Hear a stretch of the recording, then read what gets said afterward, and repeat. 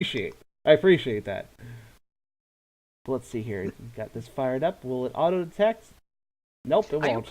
There we go. Are you playing with a controller or keyboard? I was gonna play with the controller, unless you'd recommend keyboard. Oh, good. You should definitely play it with a gamepad. Yeah, I figured as much. Most games, if they play with a gamepad, are better on gamepad. No, assuming my gamepad doesn't screw up. It has a weird issue with the right analog stick occasionally, but usually it's fine. But yes, let's see here. How my audio level's doing? Well, I can't tell when I have the game off. There we go. There we are. Yeah, that should be fine. You guys let me know if you guys can't hear Marcus over the game. Just let me know. Should be fine, though. But let's see here. Press jump. All right. So, yes, I immediately see a reference there. Kiwi Land 55, the stamp in the book. So let's see. The beginner's bar. Who actually realized that? What's that? Oh, the first one? Time ago. Yeah, the first one who actually realized that this stamp is a reference to Kiwi 64. Kiwi Land was ruled by the evil Melon King. Because action is not that important. I don't know. Only one flightless bird was brave enough to stop his reign of terror.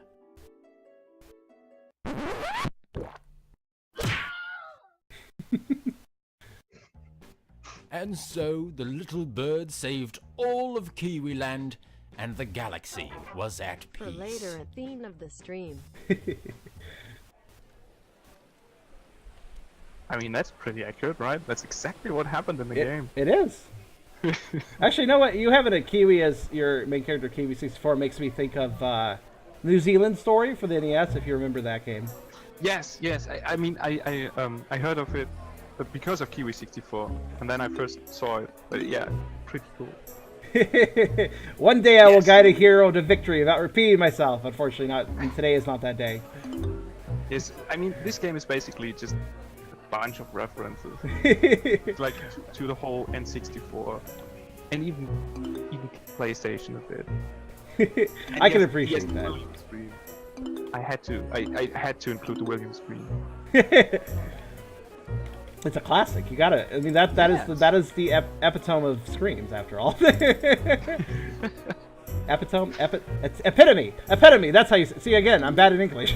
Can't remember how to say words. Yeah, Get yourself a drink and tell your great story. I appreciate I can't burn myself on candles. Some games would do that. I actually, at some point, thought about if I should do something, but no. I mean, there's no health system in this game. You can't die, and there are no enemies. Oh, fair enough. You know. Legend of Bat 2. I'd play that Zelda spin-off. No, that's interesting. He can fly, sort of. That's adorable. I think he can fly. Well, yeah, that's right. He has. Let's see. 1, 2, 3, 4, 5, 6, 7, 8, 9, 10, 9. So basically, he can flap 9 times and then he falls. Yeah, exactly. That's pretty generous, actually, and just the right amount. Like, it does let you have height, but not like too much. I'm here to collect. Exactly. Yeah. So you can explore everything, but you can't fly out of the level. Yeah. Though actually, I remember that reminds me though. If you could actually get out of the level in Kiwi 64, and you hit a little Easter egg. I remember that. I don't remember what it was, but I remember I was confused by it when I played. I was like, "What does this do?" Yeah, there were 3 different Easter eggs. One was like this big demon thing that nobody realized what it was. By the way, it was like a tribute to Ronnie James Dio, like the musician. Oh, cool. Yeah, but I wasn't good at 3D models, so nobody realized what it was. Then there was like this little arcade machine. That's what I remember, the cake machine. Yeah, it had like two characters on the screen, and you could press a button, and the one character would shoot the other. But in the last version, that got screwed up for some reason, and now you can't play it anymore. But at least it's still there. Yeah. And there's the TARDIS, from Doctor Who. I think I remember that as well. Also, I'm trying to remember. So Kiwi here is saying said there were 60, but I could only find 59. Is that right? Was there only 59 of the whatever they were? What was the collectible in that game? It's been such a long time. clefs, treble clefs. Ah, that's which were right. obviously, a nod to the notes from Banjo-Kazooie. But yeah, there were only 59, and you could talk to the secret and was like, oh, bring me 60 of those and you can play me right away. Because I had I had them included, the collectibles, the clefs, and I was like, okay, what am I going to do with them? You know what? Nothing. I used them for a joke. And still to this day, people write comments, I can't find the last one. That's a great troll, it really is. Yes, he did, and he will probably break the game a few more times till this is over. I'm fairly good at breaking games myself, yeah. It's... We'll see if we break... We'll see if I actually break this. Honestly, I should really be trying to get on bug testing for games that are in development, because I can do that pretty easy. So let's see, 3 coins, huh? Can I go into the... Nope, can't go... Yeah, wait.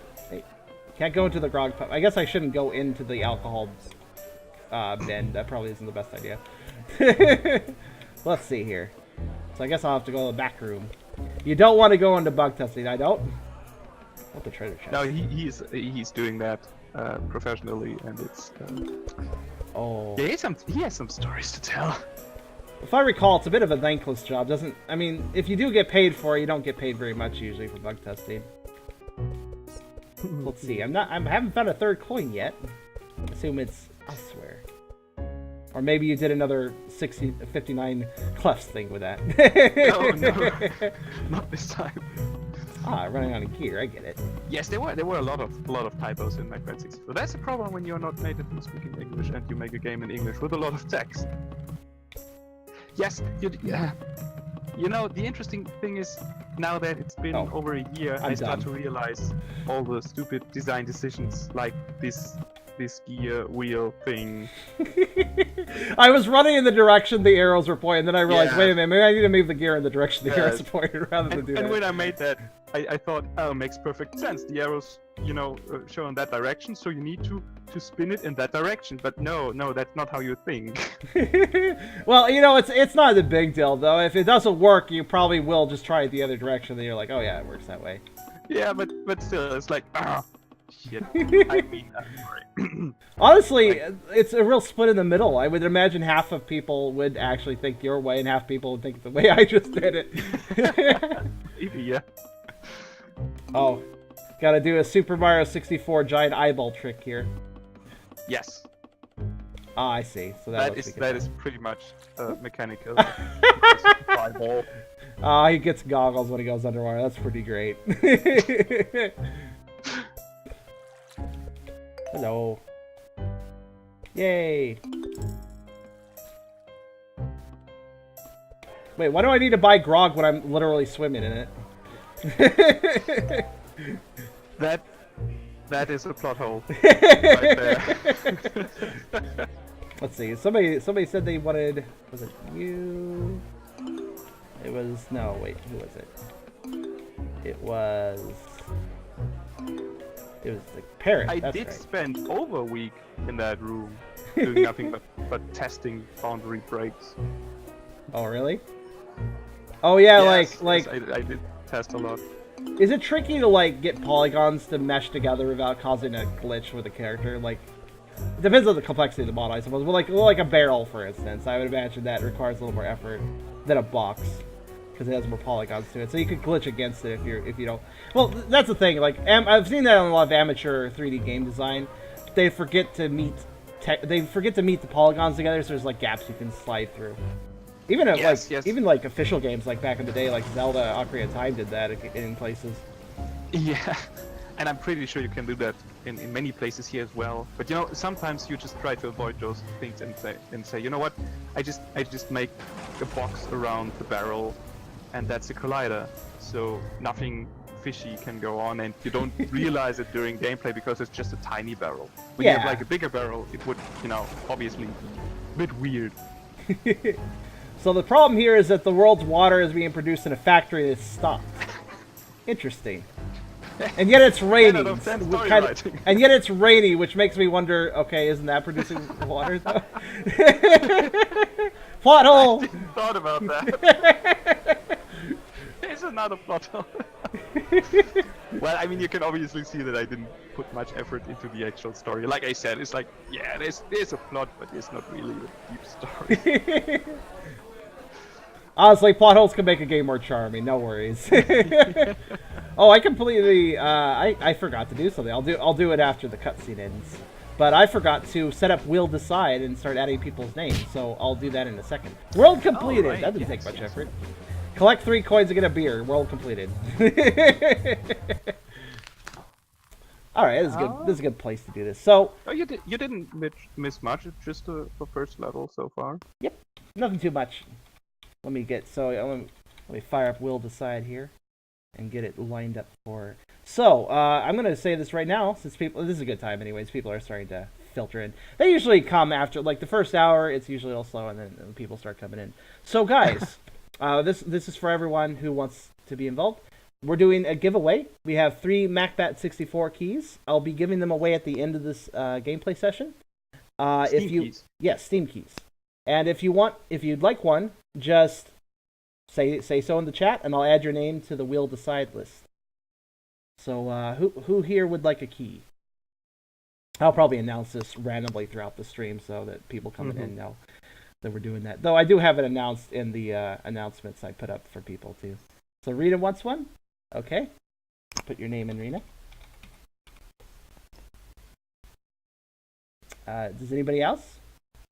Kale and Selena? Okay.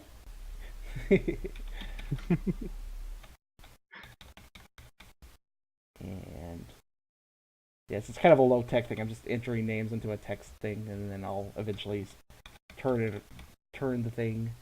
No, I mean, at least it's a fancy text thing. Make some nice animations. Yeah. Also, it just occurred to me the two of you have the last name Thunderwing. Are you guys doing some sort of like RP thing or something? I mean, I know they're different people, so. Yeah, I mean, they have different colored names. They must be different people. But I don't think I remember them both having Thunderwing, because they must have changed their... Did you guys always have that? Maybe I just never noticed, because I am about that observant sometimes. And you even got the beta version. Online family. That's right. Oh, yeah. Got like 5 Macbats plus a special... A Macbat bust. The Macbat magic wand. Wow, all these accessories. The special merchandise. Okay, let's see. Who else is here? I'll just poke. Let's see. So we got three people so far. So, how about? Well, actually, hey Maka, Buddy Conda, do you want one? Do you wanna join the raffle? He's probably the last person I'll bug before I go back to the game. But yes, I watched it in. Okay. See, I figured you did, but you didn't say it, so there we go. Okay, got 4 names entered. I'll ask again later. We'll add more people in if more people show up. Alright, so, Birdie Beach. Yeah, I'm noticing now, actually, the clefs times 59 question mark. And the eggplant, I don't remember the eggplant. I assume that's an eggplant down there at the bottom. Yeah, it is. In Kiwi 64 there was an eggplant inside a, I don't know, ice glass box. I don't know what it was. It was just, transparent, so you could look through it, and you couldn't collect the eggplant. Oh, I know I know what your reference there is. It's the Banjo-Kazooie mystery egg stuff. Exactly. But funnily enough, someone did manage to collect the thing via glitching into it when the game was dropping frames heavily. Oh gosh. And the thing is, that eggplant was basically just a reskinned clef. So that person collected 60 clefs. I was gonna say, like, I'm surprised it was even collectible. I figured it was just a static object, not actually something you could pick up, but... No, because I was too lazy to make a different object that would spin around, so I just reused the clef. And, so that person got the 60 clefs. Yes, and he got very, very disappointed. But funnily enough, Brandon, yes, I actually thought about making vlogs when I worked on Macbat 64, but because I wasn't working on it constantly all the time, it would have been just even more workload on top of actually making the game. Maybe next time. Actually, concept art's a good. I know it was a bit of a jape, but that's a good question. Like, do you actually do concept art before you start developing models and stuff? Not really. I mean, most of the time I just start making the actual 3D model, but that is kind of my concept art. You know, I just start with something and just build it up from there until I like it and it kind of is doable in the game. Yeah, that makes sense. I mean, some people like are religious about like, yeah, we gotta make concept art before we do any modeling or anything. And make sure we know what we're doing. Also, I like how I just randomly have a balloon now. I'm not sure if this serves any purpose, but I'm happy about this. Something about a bat holding a balloon is just adorable.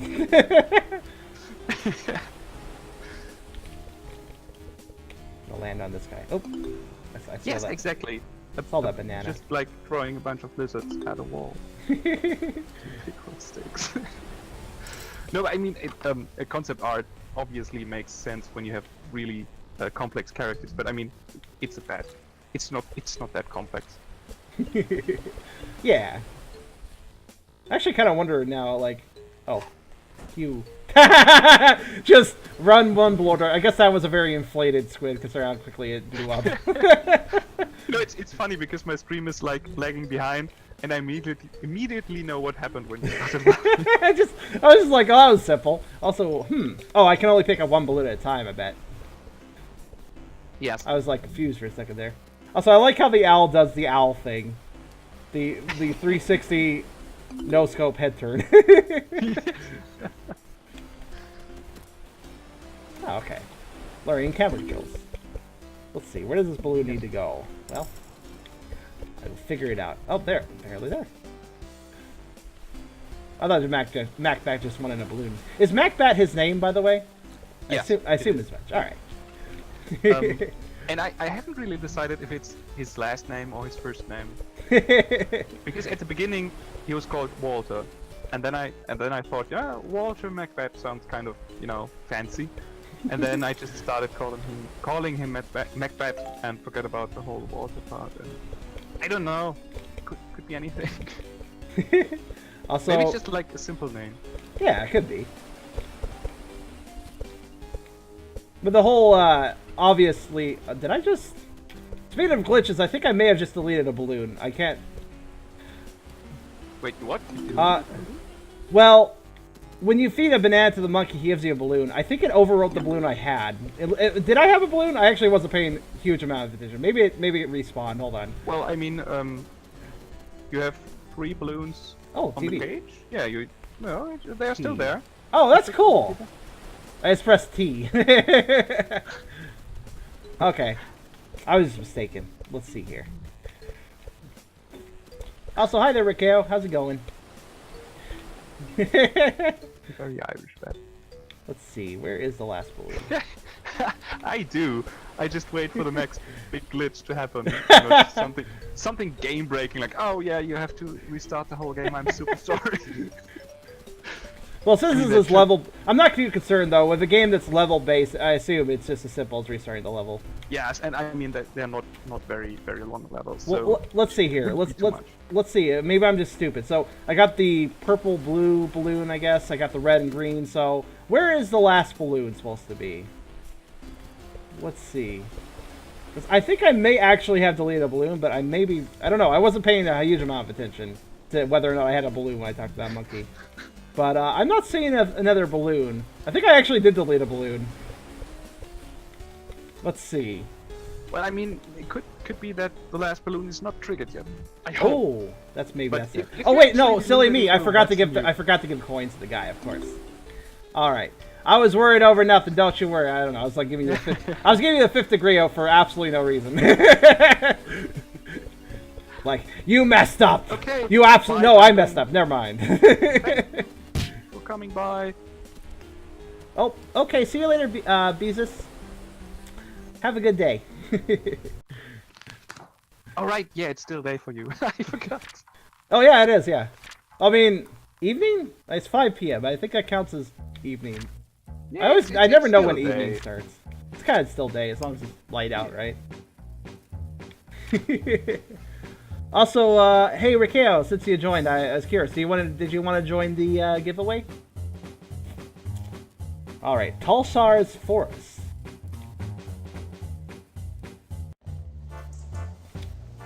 Oh yes, right. That's one of my favorite levels. Oh, it is archived. You can totally catch it. I'll be making a stream highlight as well as it'll be on my YouTube, so you can definitely see it later. Though, And for I you, will probably share it. yeah, YouTube will take a day, at least a day, because since I am a Twitch not partner, I wish I was a Twitch affiliate, they demand that I can't put anything on YouTube for 24 hours, so I gotta wait on the YouTube upload. But yeah. It's an embargo thing. Also, I like how I just idled for a bit and he's just kind of laid down. Like, flop. Honestly, it's kind of thematic I did it in the autumn forest, though. Because I remember, as a kid, there was actually a forest near one of the houses I lived at, and when it was autumn, I just like to lay down and let the leaves follow me. Just something I did as a kid. I liked the wilderness as a kid. Still go hiking now and then. It's actually inspired by a forest near my home. Oh, like really? An actual forest. Yeah. I don't know. Two of the trees actually placed the exact same way, like they are in the real forest. Oh, cool. But I don't know which And two. did it look like this in that autumn too? Like leaves just like completely on the ground everywhere? Well, not that much, but that kind of.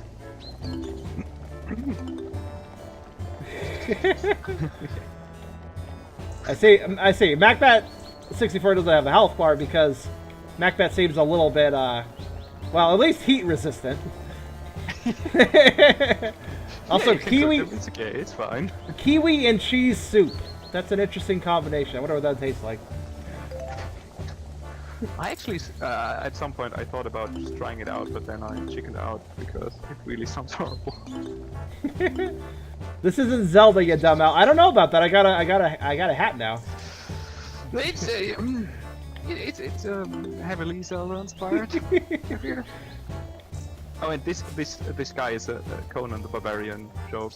I knew he looked a little familiar with that headband thing. Oh my goodness! Did you watch the TV series?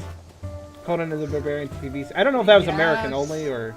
No. I did see a few episodes, but it's been so long. I can't remember anything except that whatever his name was played Conan instead of Arnold Schwarzenegger. Yes, Arnold. He, I remember it being very cheesy but pretty good, and I think it was a companion show to Xena Warrior Princess, which for some reason I watched a lot of as a kid. I don't know why I did, but I did. Because it was always on, right? It was. Because I It was, saw like, a lot always of that there. too. It's like, how many episodes do you stream per day? And also Hercules. Oh with, yes. Kevin Sorbo. Oh whatever yes. his name is. Oh man, I don't even remember his name. But I do remember. Yeah, I remember Hercules as well. There's a lot of good live action. Just imagine some 2D skeleton decoration would start talking to you. Creepy. Spooky, scary skeletons. Let's see. Is there a block puzzle here, or am I just getting overly distracted? Oh, there's no puzzle here, I think. Okay. I was like, do I need to push these around, or oh, I'm near, or? This is a reference to the Spirit Temple in Ocarina of Time, isn't it? It is. Because I was like, I saw the face. I'm like, oh yeah, I remember the sun, the sun things. They're kind of creepy, actually. Yes, the ultra creepy sound in Ocarina of Time. Oh, that's a creepy face. I was like, look at that little like chill emoticon. I was like, and then it was like, ah! I was like, oh wow, okay. I don't know if it was good. I did that. Here comes the horror. Not yet. This is still okay. Well, he, when he played when he beta tested the game, he got actually really spooked out in one level. Not going to spoil it, but Oh, really? Detective Conan was the better spin-off. Detective Conan? Detective Conan. yeah, I think in America it was called Case Closed, the anime. Oh, I remember that puzzle. That's not a good puzzle. Oh, this one? The one I just did? Well, you didn't do it in my stream yet, but probably, yeah. Oh. Yes. You Well, did. I heard the grinding sound, so I kept pushing for a bit, and I figured it out. So I have to ask, what happens if I had gone to the other side and pushed the other direction? Would it not have worked, or would it have worked that way? It would have. It would have. Because you would have pulled it in front of the door, so it's not a Oh, good yeah, design that's true. puzzle. Like- in the Oh, go ahead.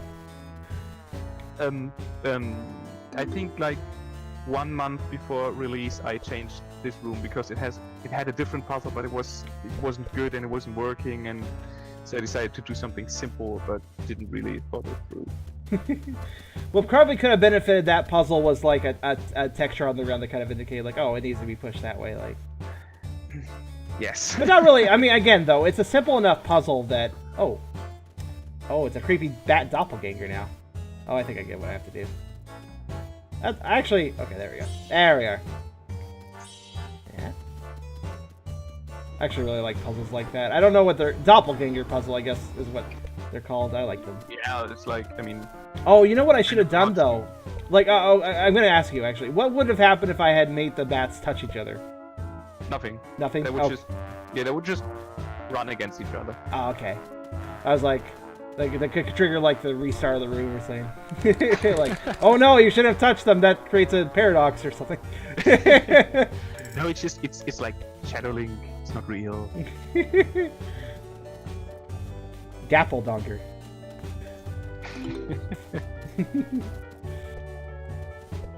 Let's see here. I have a goblet. Who needed that? You needed that.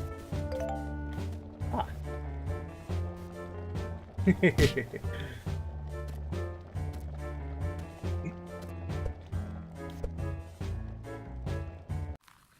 Oh, that text. I didn't realize that. What about the If text? only someone would have tested the game better. Logan. Why did we need that gear? Well, the temple doesn't open for anybody but a hero, so you had to look like a hero. Yes, because I needed a reason to slap a sword, shield, and like this link head on the character. Look, any reason to accessorize something cute to make it cuter is a good reason. Basically, you know, that reminds me, there's a game I was playing recently, Ghost of a Tale. It's kind of hard for my computer to run, honestly. It's a bit graphically intensive. It has, like, dynamic lighting all over the place, and my computer doesn't like it very much. But you play as a cute mouse, and you get into disguises to trick people and to get puzzles solved. And you get all these adorable... You dress up as a pirate, dress up as a knight. You dress up as... all sorts of these absolutely adorable outfits. Look the game up sometime, Ghost of Tale. The mouse is cute. Dressing him up at anything is cute. It's a great game. Dressing up cute things is great. That's basically... That should happen in more games. Definitely. It should. Hi there, Especially Rick now that you can dress up Mario. Oh yeah, no. Oh yeah. I really like the retro skin for that one. Speaking of, you know, Super Mario 64. That's Yes, that was super cool. And with the little low poly N64 area from Peach's Castle, that was super cool. I'm gonna pop a little statement over to. There we go. I don't know if I as many people as possible to raffle. It makes it more fun. But yes, let's do the strangely familiar jungle then. The names. Yes, I actually got asked by a few people if there's a part where you can use the sword, but it's just for decoration. I'm not sure if bat wings can really hold a sword, so I think putting it on his back was probably a smart idea. I mean, I thought about how it could work, you know, like having him grab it with his feet and just fly around it. It's kind of weird. Well, that's true, actually. Actually, it kind of sounds cute, like he'd have to do, like, dive bomb sword dives or something with it. So, strangely familiar jungle. Is it supposed to remind me of... I mean, the first thing I think of when I think N64 jungles, I'm thinking Donkey Kong 64. Yes. This is actually the first level I made for this game. Oh. Back when I thought, okay, I just make one small level to kind of, you know, cure my need for making more 3D platforming stuff. And I was so into Donkey Kong 64 at the time that I thought, you know what, I just make a jungle. Yeah. I mean, jungles are a nice environment. I mean, I have to say, jungle trees model really easily in N64. They're fronds. Because it's like, what is that? Like 3... It's like 3 just polygons per frond. It's not really that intensive or anything. Like, back in the day, I'm pretty sure that would have been pretty easy to model. Compared to a normal tree, which... Normal trees, you either just make a clump and add a texture to it, and that looks alright. But I think palm trees look a lot better on, you know, that low poly kind of graphics compared to most trees. It's easier to make them look good with fewer polygons, that's true. Yeah. Roby Beanland for the game boss. Roby Beanland. I'm trying to think if that's, like, is that a reference? I'm trying to think. Yeah, it is. It's to Robin Beanland, another composer who's still working at Rare. Oh. Who made music for Conker's Bad Fur Day, a bit of the music for Banjo-Kazooie Nuts and Bolts, and some other great games, you know. Oh, that's cool. Better games, I don't know. Oh, that reminds me, actually. I really hope someday we get a ROM dump of Conker 12 Tales. You know, the game that was before it got rebranded adult. Yeah. There's actually a video on YouTube by Rare where they show the prototype and talk about it. Oh, really? Yes, yeah. They did this whole YouTube video thing when they released Rare Replay. They even have a video up for Project Dream, you know, the game that Banjo-Kazooie was before it was Banjo-Kazooie. Oh, yeah! It's super interesting, and it looks so good. I should look that up. I didn't even realize there were the interviews like that. Also, hi there, Ivy. Yeah. Hey, Ivy, do you wanna join the raffle we're doing? For this game? Yes, for this game here. Steam keys. No, just for some random game, no. Just something different. Something like, I don't know, Far Cry 5 or something. Oh my goodness, Nobody everybody's making cares. videos on that one. I'm not a big fan of the Far Cry games. I don't know, I've been mixed feelings. I used to love open world games, but now I just kind of find them a little bit, I don't know, a little less Yeah, I know interesting. what you mean. And especially Far Cry always looked a bit, well, boring. Yeah. Until Far Cry 3 Blood Dragon came out, which I love that game. But it's like the only Far Cry I like and play and enjoy, so, you know. Yeah. I mean, Far Cry is still fun, I'd say. I would say a lot of those open world games are probably fun. But just something about them, like, I get fatigued with them. Like, I just run out of steam before I'm anywhere near completing them. Especially when they have like these really huge worlds. You Oh, just yeah. need to travel 10 minutes from one place to another, and then it's like, oh yeah, you need to go to that place to get the thing you want. It's like, I just kill random stuff and leave. I don't know. I found a glitch. Yes, If you stand on the corner of this, you're yeah. It looks yeah, great. he aligns to the thing, but still stands on the other. Yeah, I know. Normally, no, actually, I like that you did that, honestly. It looks a lot better than what some games would do. It looks very convincing on most things. It's just in that case, I stood on it. Texture lines. You could have so many glitches with a texture line. Yeah, I mean, this can happen in very many places in this game, but yeah, I wanted to have this thing that he aligns to the ground because it gives so much more depth to the whole gameplay feeling that I said, you know what, it's okay, I can live with the bug. I like that bug. I find it a charming bug because I can do that in all sorts of old games. Plus, it's not as bad. Plus, you have to keep in mind, if you know anything, have you seen gameplay of Sonic 2006? There's a far worse version of that bug in that game. Like, I own that game. oh yeah. I remember, like, if you're in Soliana and you go, just go to a curb, just go to a sidewalk curb. Set it just right. The character rotating back and forth wildly. Looks like he's about to launch in the stratosphere. Yeah. I mean, I think the one bug that got me all the time was when you're at really high speed and you turn to the side, your character just immediately runs into that direction. You just hit something because you didn't realize that you would, you know, that you were going in that direction. Yeah. That was hard to explain, but yeah. But yeah, Yes, you did play Kiwi. yep, yeah, Ivy, I did play it a long time ago before I recorded things. I'll be actually giving it another look as well as other games that Marcus made in the future. I don't know exactly when yet, but definitely in the future. I just did a thumbs up when you said that, and then I realized, wait, nobody can see.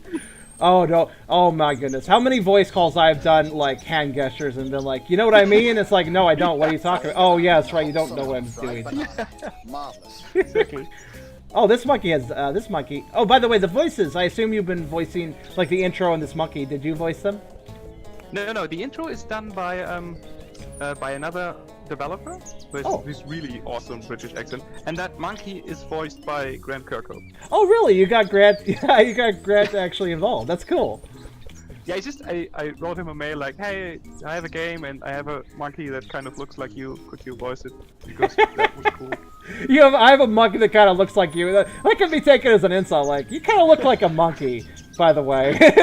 No, well, I made that character to kind of look like him, and because in the Game Grumps episode in 2013, he talked about that he voiced Donkey Kong. Oh yeah. So it felt kind of naturally to have him appear as a monkey, as a joke, So. Yeah, he's really nice. He likes to he does actually like to get involved in smaller projects and fan videos and stuff. And I always like that out of a a head developer or a main guy that does a lot of things and is probably pretty busy, but still takes a little time to do that. Oh, what do we got here? Yeah, especially with him. Cool. Oh, more story. Oh, plot. Kiwi Land. Oh no, is this world Kiwi Land, or is this is it just? I could be. I mean, the whole everything is the Kiwibian, Yeah. And Kiwi Land is probably one part of that. I think. Haven't figured it out just yet. Also, wow! I immediately am like, okay, Kirby, hi, for this next level. Yes. Bright Islands, I can see it immediately. Yeah, that is the Kirby 64 level. Oh, plus Super Mario though too with the hills. Yeah, because just having one inspiration wouldn't have been enough. I needed to mix things. Oh, this is a 2D level. Plus the Shy Guy blocks, I like that. I'm gonna. Oh, I can't go this way. I thought I was being clever. Wait, I see somebody's eating bananas. Who is that? That's definitely somebody, isn't it? Up in the clouds? That's just a little tribute to Satoru Iwata. Oh, that's nice. I worked on this level when he died. Aww. And I was like, that's so sad. I need to do something. So I just placed him with his bananas on the little cloud there. That's cool. Yeah, I miss him. Like he was a wonderful person.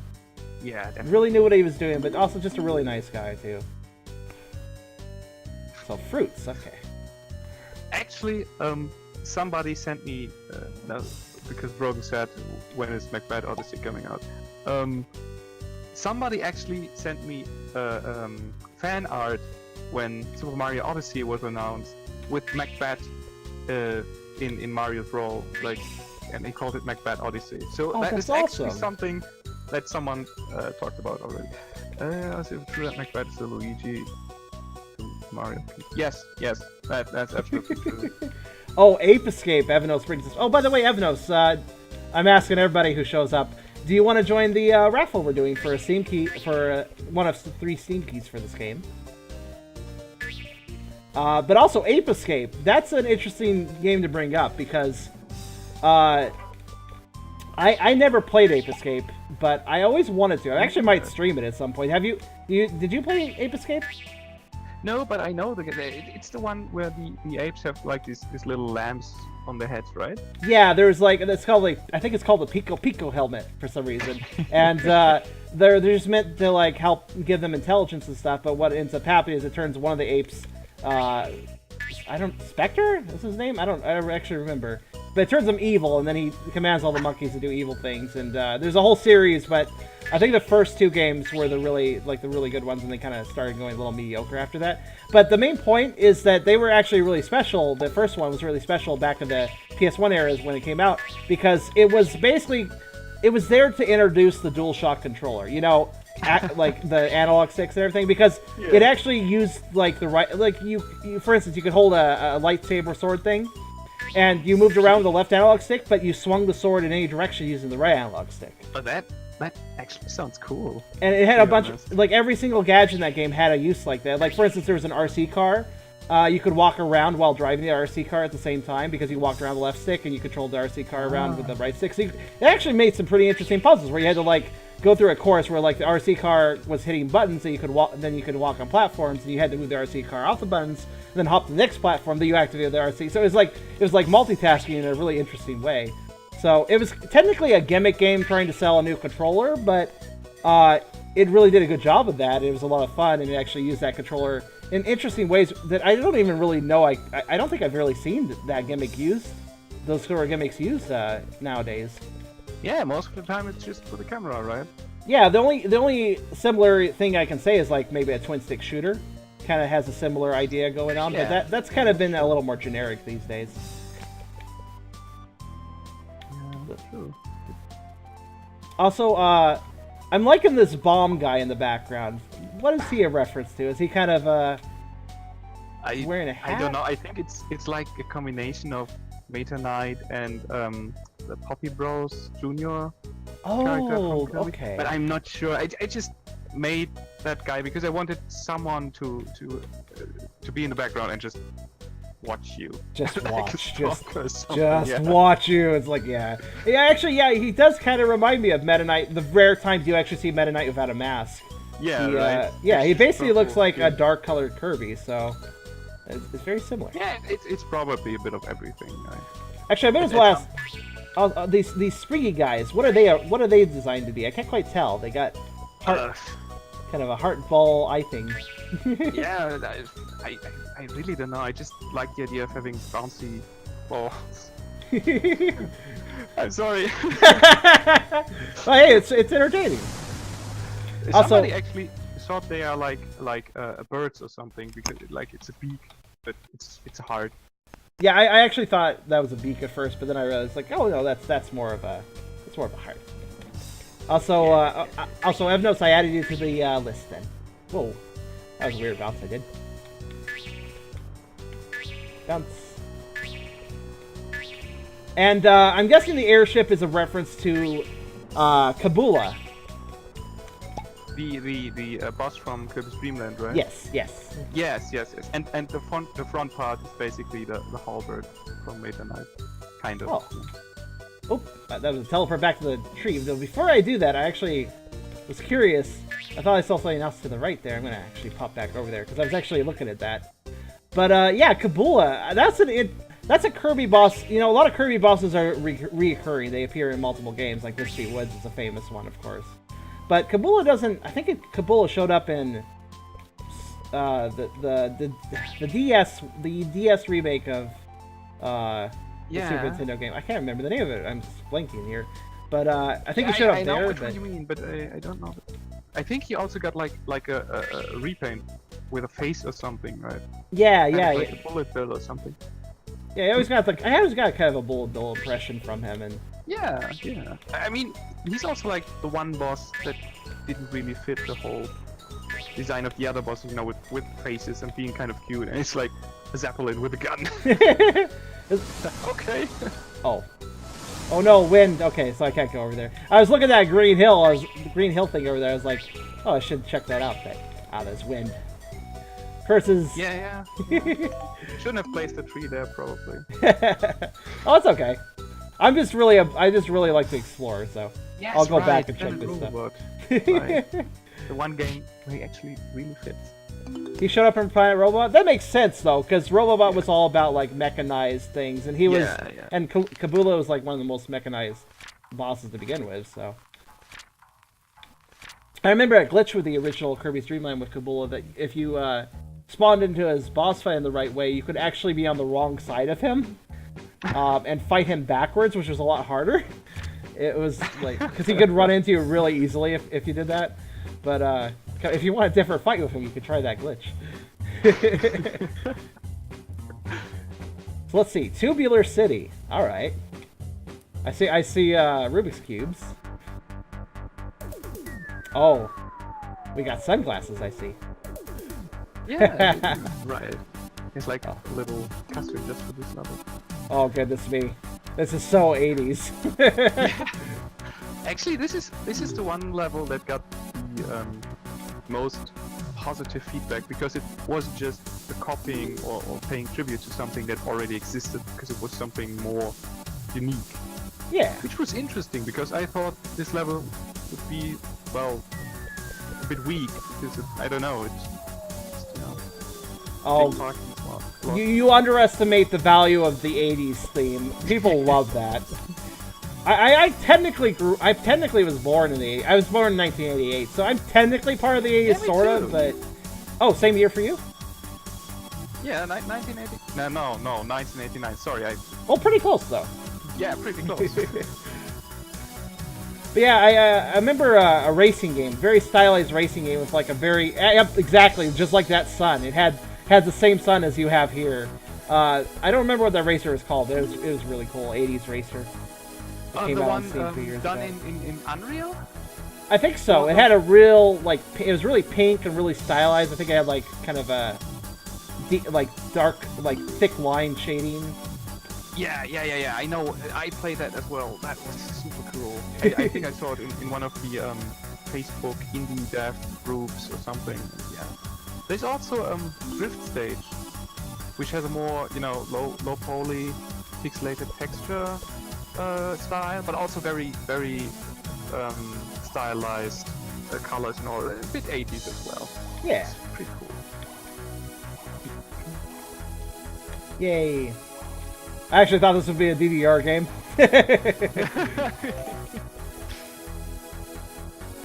No, it's just a very simple jump to the next plate. This actually had a lot of technical problems. It's so this simple, level? but it had so many problems because Oh, the Switch puzzle thing? the puzzle with the green panels had a lot of problems because when you jump with Macbat, the first jump he doesn't really get that far away from the ground, so it would trigger all the time, even if you were jumping. That was horrible. Oh, I see. Yeah, I can see that being a little bit annoying because, like, it's a pretty simple puzzle, but you have to make sure the hitboxes are doing just the right thing with them. Yes. Back to the Future references. Oh yeah, I almost missed that one. I caught the Terminator reference. I didn't catch that one. Also, Yes, another... This is basically a lot of 80s things. Yeah, a lot of really cool... I just really like the theming of this one. Also, it lets you reuse the palm trees in the jungle level.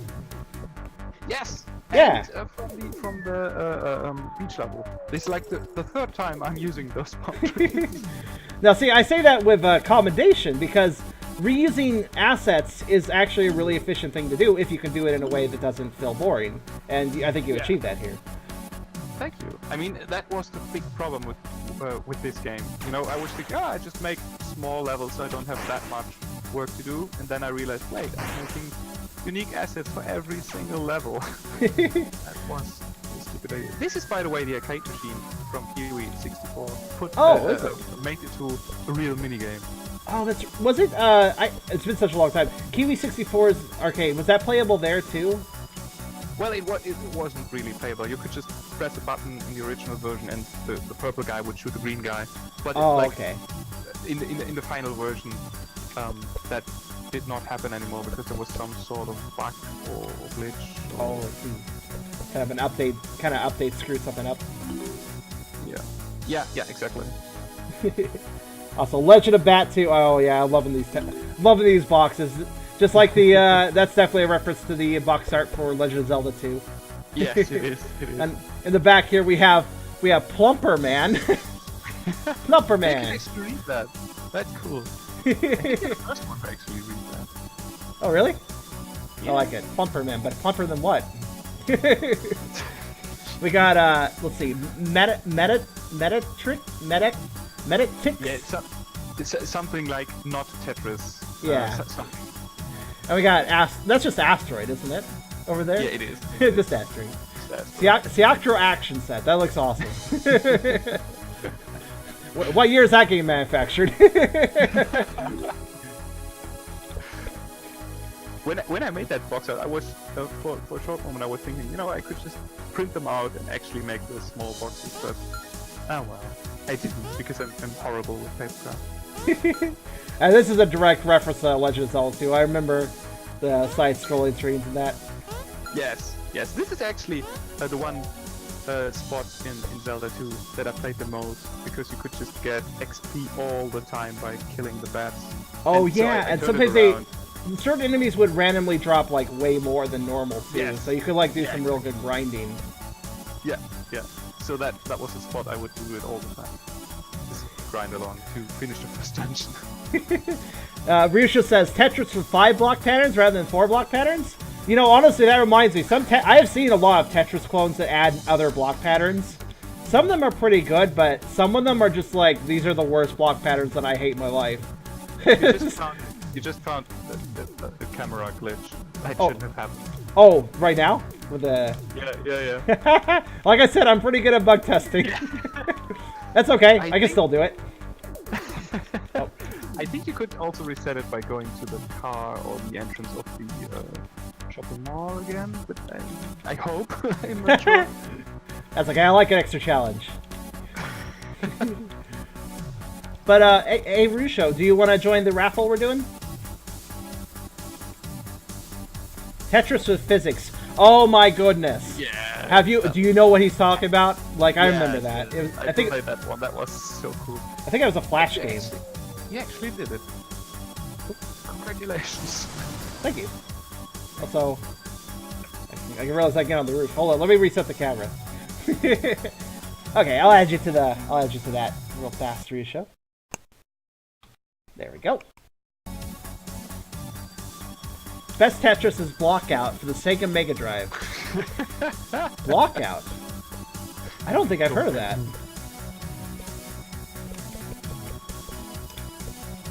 Best Tetris, the one for Game Boy. Because it's the only one I actually played. Well, I mean, to be honest with you, Tetris or Game Boy is probably like the best Tetris simply because of, not necessarily the best version of Tetris, but it sold the Game Boy. It made the Yeah. Game Boy a phenomenon.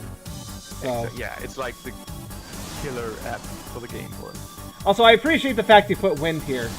I appreciate you took the consideration that I might be able to get up here. Yes, I mean, at first I just had invisible walls, and then a friend of mine said, you know, why don't you do something that's a bit cooler, less shifty?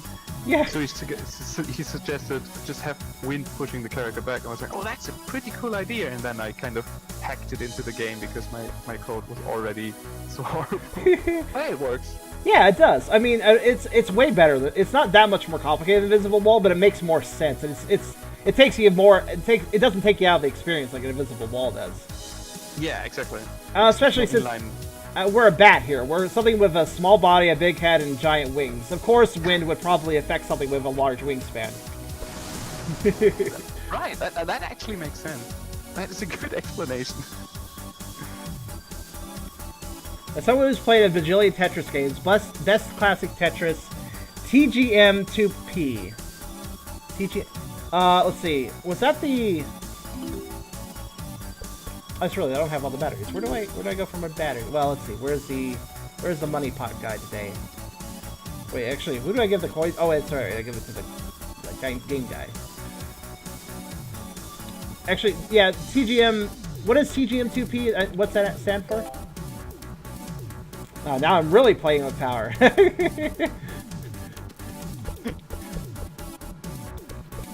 Oh, hold on. I'm up here now. Oh, there's something here. Darn. I gotta top the kiosk. Oh yeah, that spot. Again, I like to explore. What's a good Yeah, scenario so- for... Oh, yeah, go ahead. I should have placed something here, just something tiny for people to get up there. I would have suggested like a poster, like more retro game posters just up there or something. Yes. I'm not too happy with this shopping mall part in general. Somebody actually said it reminds him of Postal 2, because in that giant shopping mall there was nothing. So yeah, well. Oh yeah, Postal 2. I enjoyed that game back when I played it. I pondered streaming it, but I wonder if Twitch would get mad at me. They probably. I mean, I think Considering- everybody knows the game and everybody has played it at some point and, Yeah. and enjoyed it, but yeah, we can't talk about it. No, it's a bad game. Actually, what's really interesting is it's really old, but it actually received like DLC many years later. Yes. And that was really I got interesting. the DLC. I actually played it, and it's interesting. Just the thought behind it, you know, like it's a 12-year-old game, but you know, here's DLC. That is so cool. Really. But No, the bear is just a Mug the, reference. Mug the bear for his batteries for his Walkman. Oh my gosh. Oh, racing game. Oh, you actually we were talking about the 80s racing thing and Oh yeah, you're right. oh, but I also understand this is a reference. Back to the Future. I'm definitely seeing it now. We're getting the speed up. Yes. Of course. I mean, of course. Naturally. It's a DeLorean, kind of. Has to be better. I totally forgot how many minigames are in this game. Most of the content is probably tiny challenges and minigames. And more Back to the Future reference. Vaporwave aesthetics. Oh yeah, that cutscene. That was just there to explain how this level prevents you with a key, because you know the plot is kind of getting all the keys. And Yeah. So yeah. Had to go back to the past for that one. Yeah. But Also, actually, you know, the game should start you at the newest level, so you don't have to click through all the levels. But I was wondering for about some that. reason it does not do it.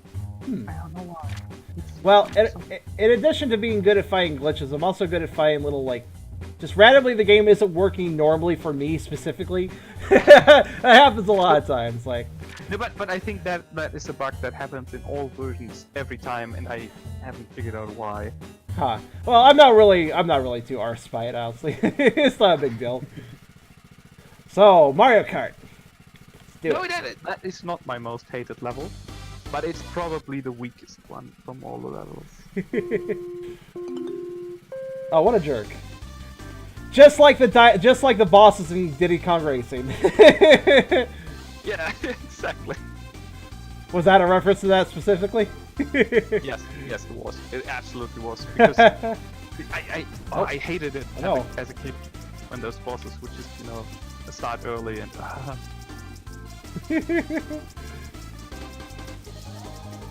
Oh, that shouldn't have happened. Oh, did I have a? I'm guessing the octopus was supposed to be a speed boost. Yeah, Or a some speed sort. boost and kind of invincibility, and a reference to the octopus boss from Diddy Kong Racing. But I guess what happened there is I got hit at the same time I got that, so it kind of. Yeah, shortly before that, and the speed was, you know, the speed boost was just cancelled out. That shouldn't have happened. Oh gosh. I see the invincibility effect there. Yeah. Oh no, I might actually not win this if I. Gotta pull my game together here. I'll cut the corners. That's always a secret in race games. You always go faster if you cut the corners.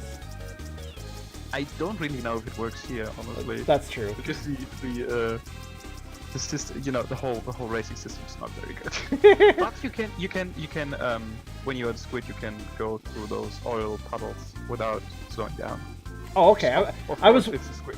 I was thinking like that might be true. I was like maybe I can go through them, but I'm not really sure. So And I was like, I'll just- play it safe. I just love how all the other characters just drive through them without even trying to avoid them. It's like, no, I want this. It's part of the experience. Wacky Wheels has an HD remake? Huh. I didn't know that. By the way, you would also win the level if you're like second or third place. Oh, really? Yeah, but now that you're first place, you get a little thing on the level screen here. They're like the little first. Yeah, I see it. Kind of, it saves your progress. Yeah. So if you want 100% complete, you gotta get that first. Exactly. Oh, Moody Mansion. That is my favorite level. Well, it certainly fits a bat.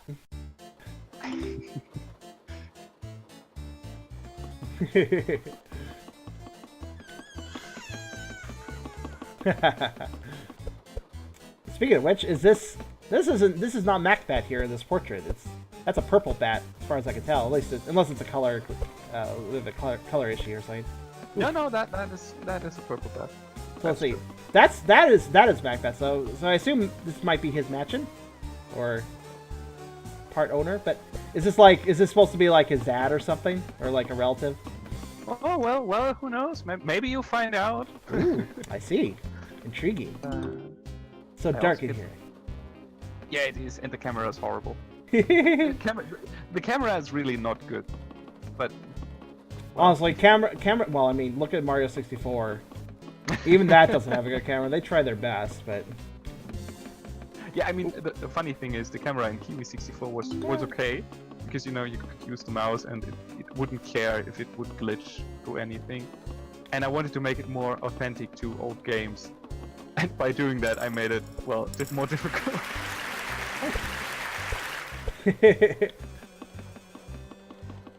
Oh, to answer your question, Rena, the keys are used. Well, there's a factory that makes water for this world, and it's not making water, and there's a bunch of keys to it that we're collecting to get in. A copy of the game. That's what the key's for. No. Exactly. When you find all the keys, you get another copy of the game you just finished. Please give it to a friend, please. Is that a fish? Wait, this room has fish in it. Okay. Yes.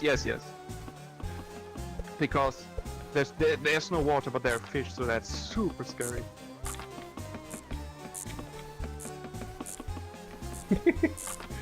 Scary.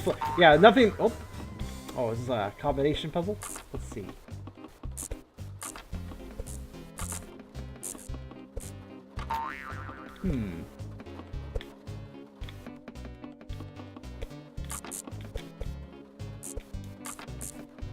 Just gotta try different combinations. Seems like I always have to press this one button last.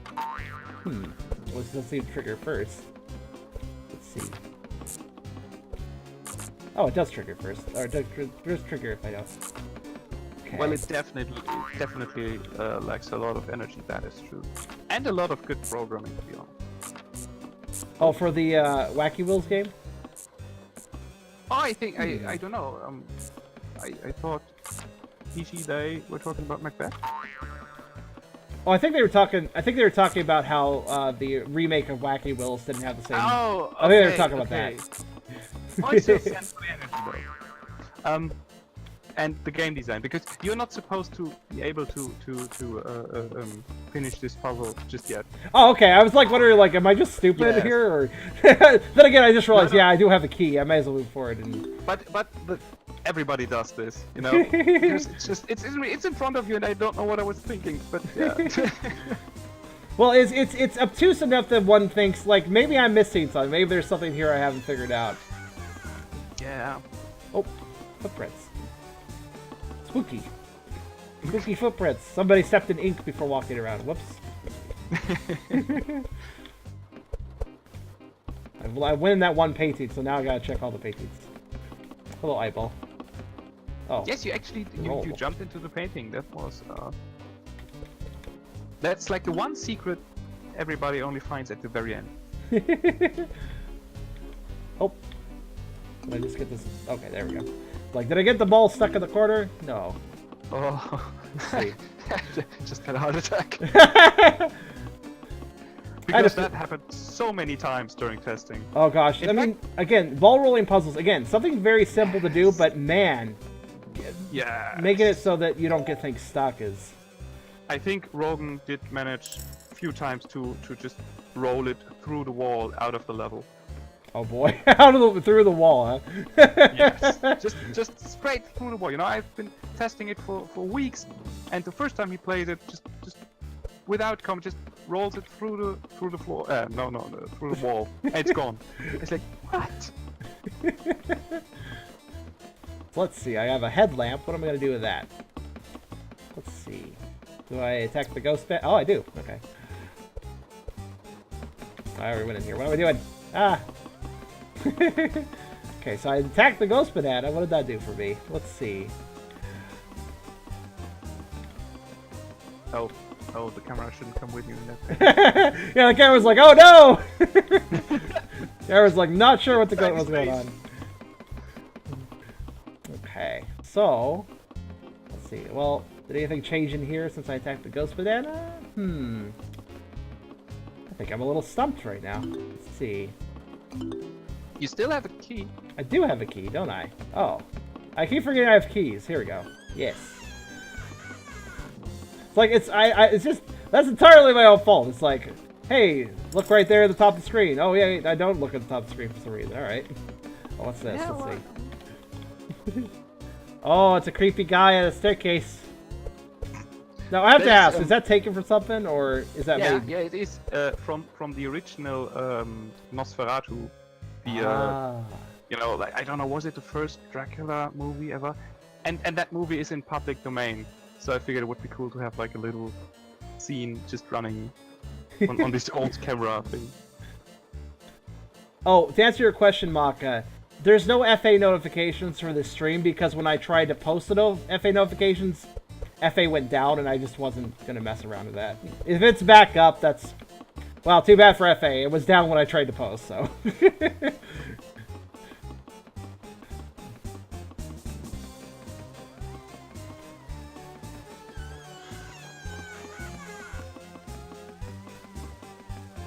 Apparently they were doing maintenance today. Oh, creepy lightning. What's this? Oh, the puzzle. Cool. Wait, why are there two? Oh, they're the same. I was confused at first. I was like, oh no, there's two different solutions. I'll have to figure out to mix them or something. I weren't paying attention. Did you talk to the character? Oh, I just talked to the bat. Oh, okay. Could really visit me more often. This is like a grandmother or something. It's his dad. Or dad. It just looks like that. It makes me realize that yeah, Macbat's a bit young or small for his age, one or the other. Because he's much smaller than his dad. He has a copy of Macbat 64 book too. Yeah, but it's like I found it interesting to just have the book there. Like, oh, is he writing your story? No, he isn't. It's just for fun. Let's see. See if I can remember the puzzle solution. Sometimes my memory just shorts out. I think it was this. Oh my gosh, speaking of Switch puzzles, I grew up with, what's it called? I can't remember. Conker's Pocket Tales, that's what it's called, for the Game Boy Color. It was the only Conker game where, well, besides, I guess, Diddy Kong Racing. besides Diddy Kong Racing, where Conker was actually still family friendly. That game had a lot of Switch puzzles, and I swear, whoever developed that over at Rare was trolling really hard. Because there were some Switch puzzles where it's like, you do Switch puzzle, and it was like 6 to 8 switches per puzzle. And some of them had like combinations like, oh, this is going through a zigzag pattern, and then like the last one changes. So you mess it up, you have to start over. It's like, gosh dang it, you knew what you were doing. You made a pattern and broke it at the last step. So I had to do it over. Yeah, I think at where back in the day they had a separate team just for all the handheld games, or separate teams just for the handheld games. So they had, I think, a lot of fun just trolling a bit, except with Battletoads. They actually tried to make better games than the original arcade and NES ones. Oh yeah, that's true. I think. Oh, Like I said, there's so many videos of them talking about the games. I got a question actually. That thing I collected in the paintings in Moody Mansion, was that an extra collectible? Like, was that not necessary for the level? Yeah, that was a secret extra collectible. Oh, okay. And I think you can, when you press escape, you get into the menu and you can see how many you have. Oh, okay, let's see. Oh, can I do that on the... In the level. Yeah, sorry. Just in the level. Okay, I'll just ask this one question. Were they all in that level, or are they interspersed throughout the game? No, that was the only one in that level. Oh, okay, so the Yeah. other ones are elsewhere. All right. Exactly, yeah. So it But you doesn't. do get hints at some point. You don't have to. You Okay. just aimlessly walk around. I'm gonna go back in the level just to see. Oh yeah, okay. 1-4 Kiwi. So that was what it was. It was a Kiwi trophy. I got you. I'm gonna go back to the Yeah, like title a here. tiny golden.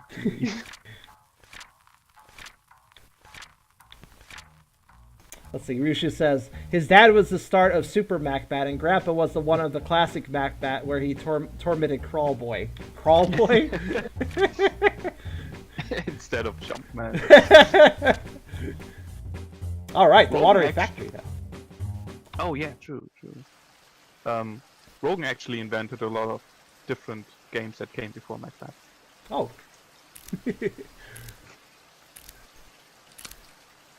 Oh, more cutscenes. Yes. You know, actually making some of those cutscenes was really fun because I think with something like this, like the keys going in separately and turning around, it feels very N64. It's like it something does. you would see back in the day. Those giant keys, the giant locks that make no sense because they're just so Yes. huge. But that it makes perfect sense for definitely for Rare's N64 entries. I think every single one had giant keys in some fashion. So.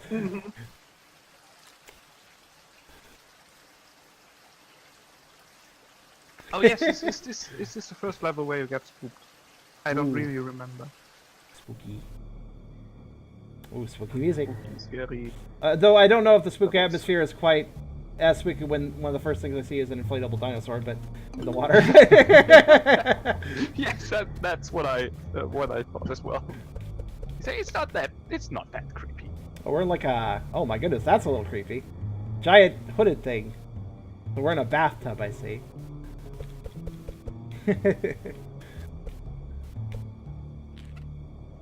We're gonna dive underwater. So, let's see. I'm so hungry. Look, if you feed me, poor little duck, I might let you bounce off my back. Okay. I mean, maybe if you're afraid of inflatables. I'm sure some people are.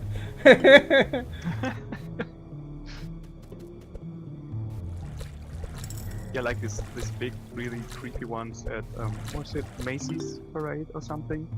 There's some really creepy inflatables. Oh my gosh. You say that reminds me of the Macy's Parade where they had a Sonic balloon, but then it like caught on something and it deflated, and there were some kids actually like freaking out about it. Because like, oh, Sonic's dead! It's like... No! That's horrible. But yeah, so many of those balloons actually got destroyed at some point just by bouncing into traffic lights. So it's Yeah. really... Also, this guy, I don't recognize this guy. Who is this guy? That See- is a character from a different game I made, also very N64 inspired. Oh. And I just found it funny to have them appear in this game and be all like, oh, we crashed into the wrong game. Well, I'll definitely be checking that out too, then probably. Yeah, it's a small gem game I made. It's like a one-button game inspired by GoldenEye 64. It's called Silver Trigger 64 because Oh. I was very creative. It's it's I don't know. It's fun to look at, to play once, but it's not really deep or anything. Found another one of the trophies. Huh? You know what? Interesting. You found the more harder to find ones, but not the easiest that everybody finds when first playing this game. Well, admittedly, that's another thing about me. I'm usually the guy who's like, oh, I get that, and somebody's like, wow, how did you figure that out? It's a hard thing. And then I walk right past something that's really simple, and it's like, I don't know. I guess my brain just works in an odd fashion. Because it's like, I skip the things that are easy to find, but easily find the things that are hard to find. I don't know. It's weird. So, let's see. Is the giant skeleton fish the creepy thing? He has a bolt following him somehow. I guess he's magnetic. Oh gosh, I get it. This is a reference to the eel in Super Mario 64 that has a star on the end of its tail. Oh right, it probably is. I don't really know. When I made this, I just thought yeah, that is a thing an N64 game would do. But yeah, it's true. There was the eel with the power star, right? Yeah. I always had trouble getting that one because I would like the swinging controls in Mario are a little bit loose, so And the eel, Yeah. it like it didn't just swim in a straight line, like it curved around and stuff, and it. Oh, there you go.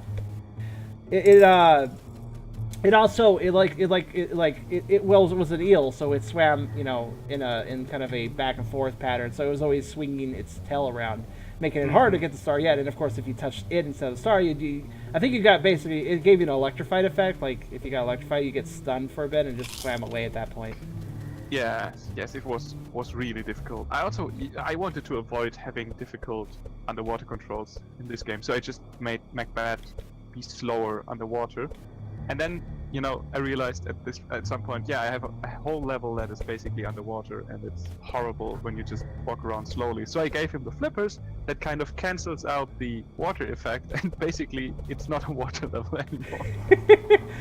Also, just for experimentation, I like random for the fish. Fish didn't mind me. He's just a skeleton fish. He's chill. Chill to the bone.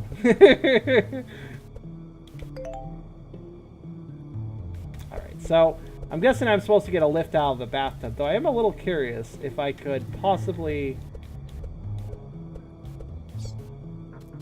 get out myself. Let me guess, you put wind up here? Oh no, it's an invisible wall. Well, actually, that makes more sense here, because there wouldn't be wind. It's indoors. But now I have to walk around the rim, because I'm curious. The thing is, I used invisible walls here because the wind wouldn't have worked, because it only worked with like 90-degree angles. And because this is rounded, I didn't figure out how to use the wind. Because I'm good at programming. Oh, it's okay, Slee. Just keep in mind that when it comes to Twitch, I usually try to stay for word. That being said, your comment still amused me because you remind me of that one Pokemon episode that was banned in the United States. There's a beach episode that involved, like, it was just such a weird, because Pokemon is just generally a very kid-friendly show, and then there was just an episode where James had fake boobs, and it was like, what? What's going on here? That episode actually got banned in Germany. Oh, really? Actually, I'm kind of curious. That's like, too offensive. Can't show that for kids. So, actually, Germany has had some really interesting censorship when it came to cartoons and games. Like, a little bit more extreme than America in some ways, but it depended on the content. Like, I can't remember exactly. It's been a long time since I read some articles about it, but I think it was like violence wasn't as tolerated, or in certain forms, Exactly. anyways. Yeah. It's like sex is more tolerated here than violence in media.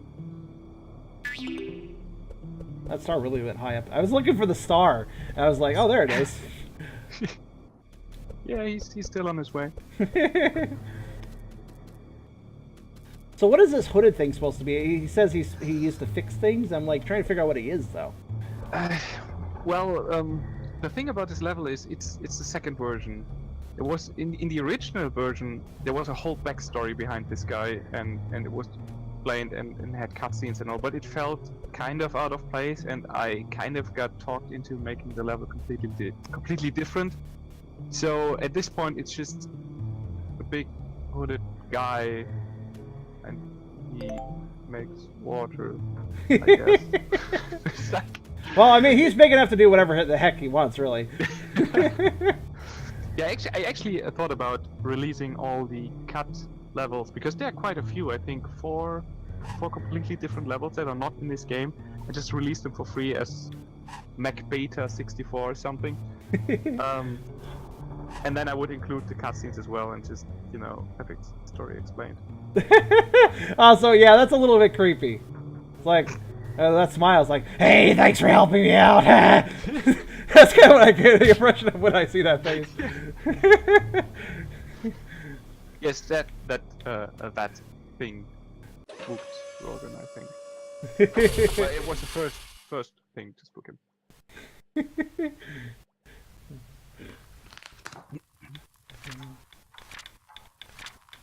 Alright, so the Melon King is gonna probably do a boss fight here. Let's see. Question marks. Let's go. Boss fight without health and without being able to die. Well, hey, Yonoi did that. The Yonoi 2 we were talking about a little earlier. Yeah, really? I didn't play it that far, actually. Yeah, it has a final boss fight, which is actually really good, but you don't have health. But I still found it really challenging, actually. Well, this one is more like... Well, I mean, since there's no health, it's more like a puzzle. I'm actually kind of curious what happens if I... Oh. Yeah. Oh, I see. I had to check, like, I'm kind of curious, like, oh, what happens if I do get got? But... Oh wait, that was a glitch. That shouldn't have happened. Oh, was he not? Was something supposed to happen there? Yes. And it's the first time I see that not happening. He was supposed to grab you and just throw you off the water factory. Oh. Just to annoy you because you would just spawn back in the middle again. I'm gonna let him do it this time. I want to see him actually do it. Go ahead. There he goes. Oh, I like how he grabs you daintily with 2 fingers. Oh, I see what I'm supposed to do here. Yeah. Or... Oh, I hit... Duh, there's a button raised. Again, I miss the obvious things. I get the things that are obscure. Yeah, well, I mean, it's not... It could have been a bit more obvious which button was raised, actually. Especially when it's the one in the back. Also, another plot hole. Why does he have a cannon that is pointing at him? It's not very clever. Not the best design choice for attacking Macbat. But I mean, it's not the most intelligent monarch. Well, how intelligent can a watermelon be exactly, you know? Oh, oh my goodness! All right. Oh, whoops. What happens if... Okay, I'm guessing if you fall, you just respawn here. Yes. So this reminds me... This doesn't remind me of an N64 game. This, strangely enough, reminds me of the first Sly Cooper game for PS2, where you actually climb on debris near the end of the fight to finish off the boss. I never played that, actually, but I like the idea. It's just, you know, a bit more dramatic and very 90s in some way. This reminds me of a Hershey's chocolate bar. What? Like the pieces I'm standing on? Hey! Yay! Yes, again. Second time I used that screen. That is actually the squid you popped at the beginning. Yes, I remember. So, yeah, because I think, you know, it would be kind of dark to have a character actually die in this game. So he's not dead. He's coming back. Okay, Macbat's dad acts a little bit like Donkey Kong's dad, though. Admittedly, Cranky Kong. Yes. Cranky Kong. Is that a Cranky Kong reference? Like back in my day, I could have done that in like no time. It's like. Yeah, it is. What about Kiwi 65? Yes. That joke, right? I mean, I've been using that joke so many times on Twitter. But actually, at some point, I had ideas for Kiwi 65. So one day I will probably make it. One day, maybe. Maybe. The character is cute. It wouldn't be. Whoop. Well, you see, I am good at breaking games. What? Well. What? We. But you can still finish the level. You can jump up because you're underwater, so you can jump unlimited times. Oh yeah, I am underwater. You're right. Wait, what happens if am I falling? I actually can't tell if I'm falling or just floating. Well, if you I seem to be on a surface now. I seem to be fine. Yeah. You can just jump back up. But if you're wondering why I did that, I was looking to see if you hit a trophy in the ending screen. Nice. But that is How did the first time Let's see. that happened. Did I get out? Did I escape an invisible wall, or what did I do there actually? Oh my goodness! I mean, oh! Oh wait, hold on! I'm completely a ghost now. Yes, you're a ghost now. And the thing is, that could only happen. Well, it did happen at some time when I used moving platforms. But there are no moving platforms here, so I don't know why this happens. I hope you can still finish the level. I'm sure I can. I mean, there's the water. I can float up high enough to get stabbed. So that's really interesting. That's really interesting, though. That I suddenly. Oh, Hold on. What did he say? Yeah, okay, got the dialogue. Oh, can't go talk to Sub Guy. I guess he's getting ready for his voyage, though. Makes sense. Yeah, he needs to go back to his game.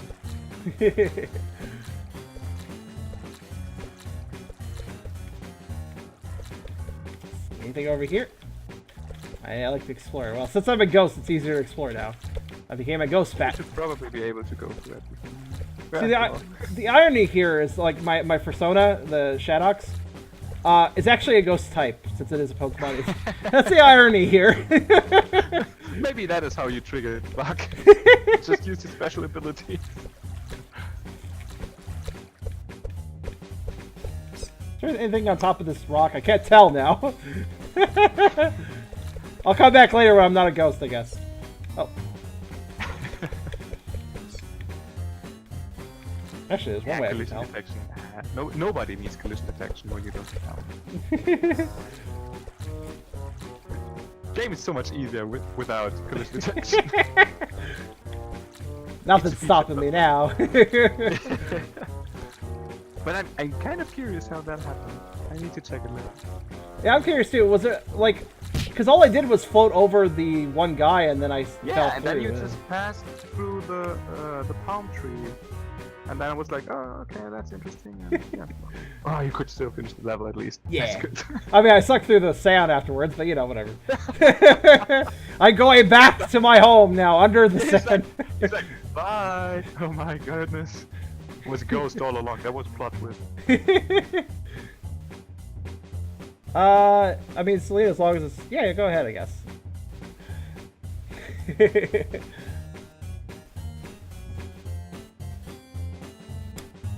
Crystal Caves by Fox Synergy and Harp by, I didn't catch the name there. But... So a few other people did a bit of music work too. And... Yes, I used some royalty-free music for a cutscene and something else I can't remember. You know, like really tiny parts.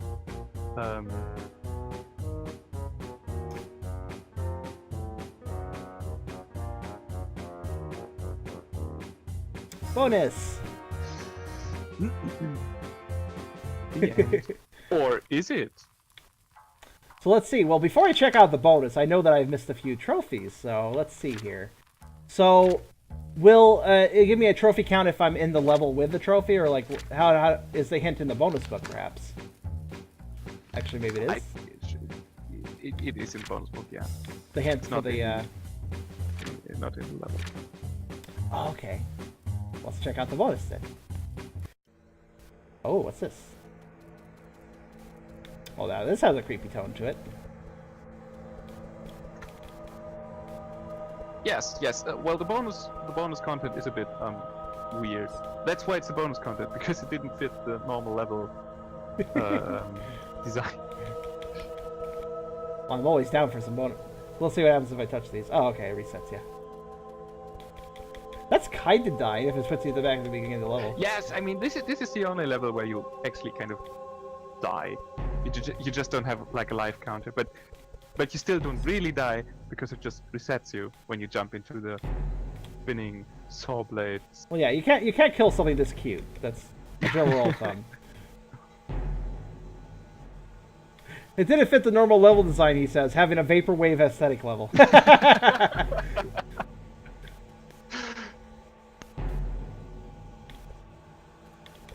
Whoop!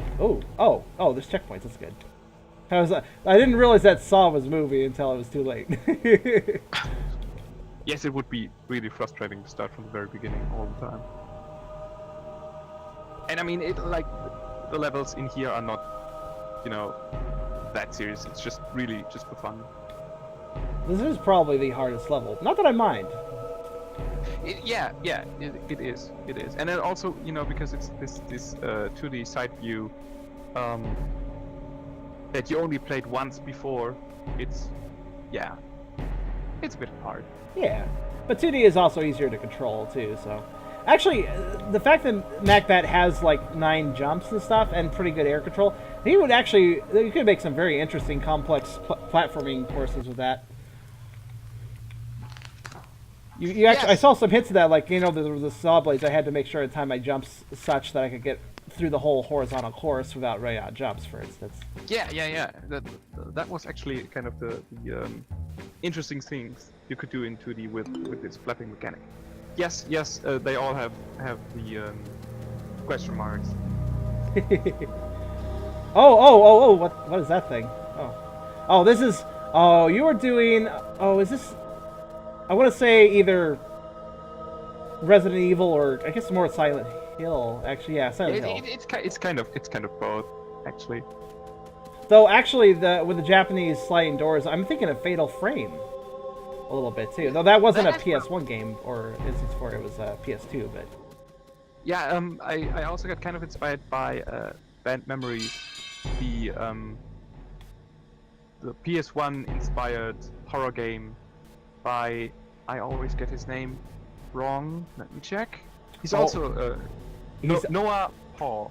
I think I know what you're talking about. Is it Band Memories? Yes, Yamanashi. Ah, yes. I was looking at that game. He's not finished with it, obviously, but I'm really curious to play that when he completes it. Also, these guys' faces are good. Really creepy. It's just basically just a messed up animation sped up. Was the easiest animation to do with the most effect. Easy, but yeah, it has a really good effect. Honestly, it's creepy. Also, I like fly thing, I guess. So what? A fly statue thing. Yeah, yes, something like that. Oh, whoop. Here it is. I do like the camera angles you got going here. Yes, the camera angle is horrible, just like in Resident Evil. Well, okay, maybe it's a bit more horrible, but yeah. And here we have tentacles from, that kind of reminds me of those vines from Banjo-Kazooie's mansion level. Oh no! Oh, yes, true. The wardrobe fell on me, oh no. It got me. But by the way, Band Memories has a demo released, so you can already play a bit of it. Yeah, and yeah. That plays in this like Japanese school, and that is where I got the whole. Also, the walls I think are a bit LSD emulator. Yes, that was. Oh, you played that. That's awesome. I played it a bit myself. I also watched like a 150 part playthrough where somebody's trying to find out the content and try to get every single you know, the little markers at the end of the day, like what move Really? you got. They were trying to do every single one. They didn't do it though. I have yet to see somebody complete that whole board. I'd love to see that. Mm-hmm. Let's see. But I think the ending is not really special, right? It's just something like, oh yeah, you played it. Okay, that's it. Bye. Something. Yeah, I like the LC a lot. That game has a cool vibe. It's not always creepy. That's what makes it so interesting. It's not like it's necessarily a horror game, though it Yeah, can exactly. be. It's like every new level is like a complete surprise. It could be totally creepy, or it could just be really enjoyable. Especially for the era too, like the random generation of elements and events. Very sophisticated for that time period. Yes, absolutely. All right, bonus level 3 then. Oh, what we got here?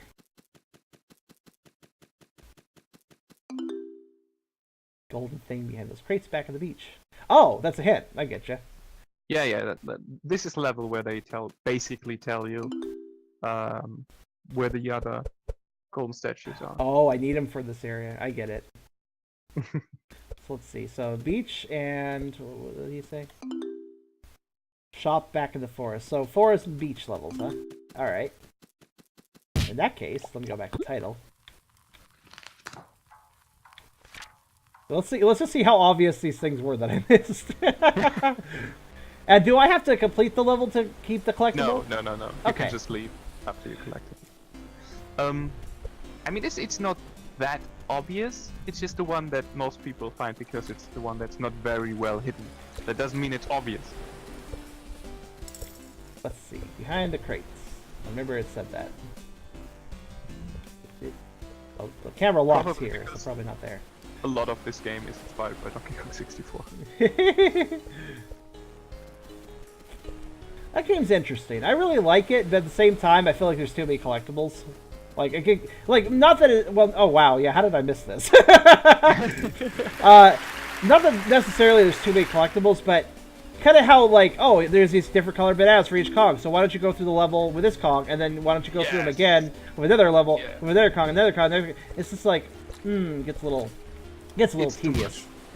I mean, it would have been at least let the player change the Kong on the fly or in the menu or something. Then it would be fine. Then it would be absolutely all right. But yeah. All right, so the forest. We're behind the shop. Yeah, I didn't even think of. Actually, hold on a second. Can I squeeze back here? I can. Probably shouldn't do that. It doesn't look like a place I should be.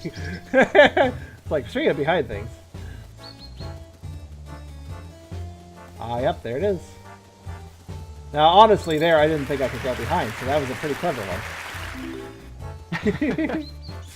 Interestingly enough, this is the one that, like, the second most found by people. I don't know, maybe people like to go behind things. It's height there. And now I have all of them. Let's see. They have different dialogue? Oh, they're just saying the same thing. So, I assume there's other NPCs that would give hints for the other two. Yeah, yep, exactly. Yep, there they are.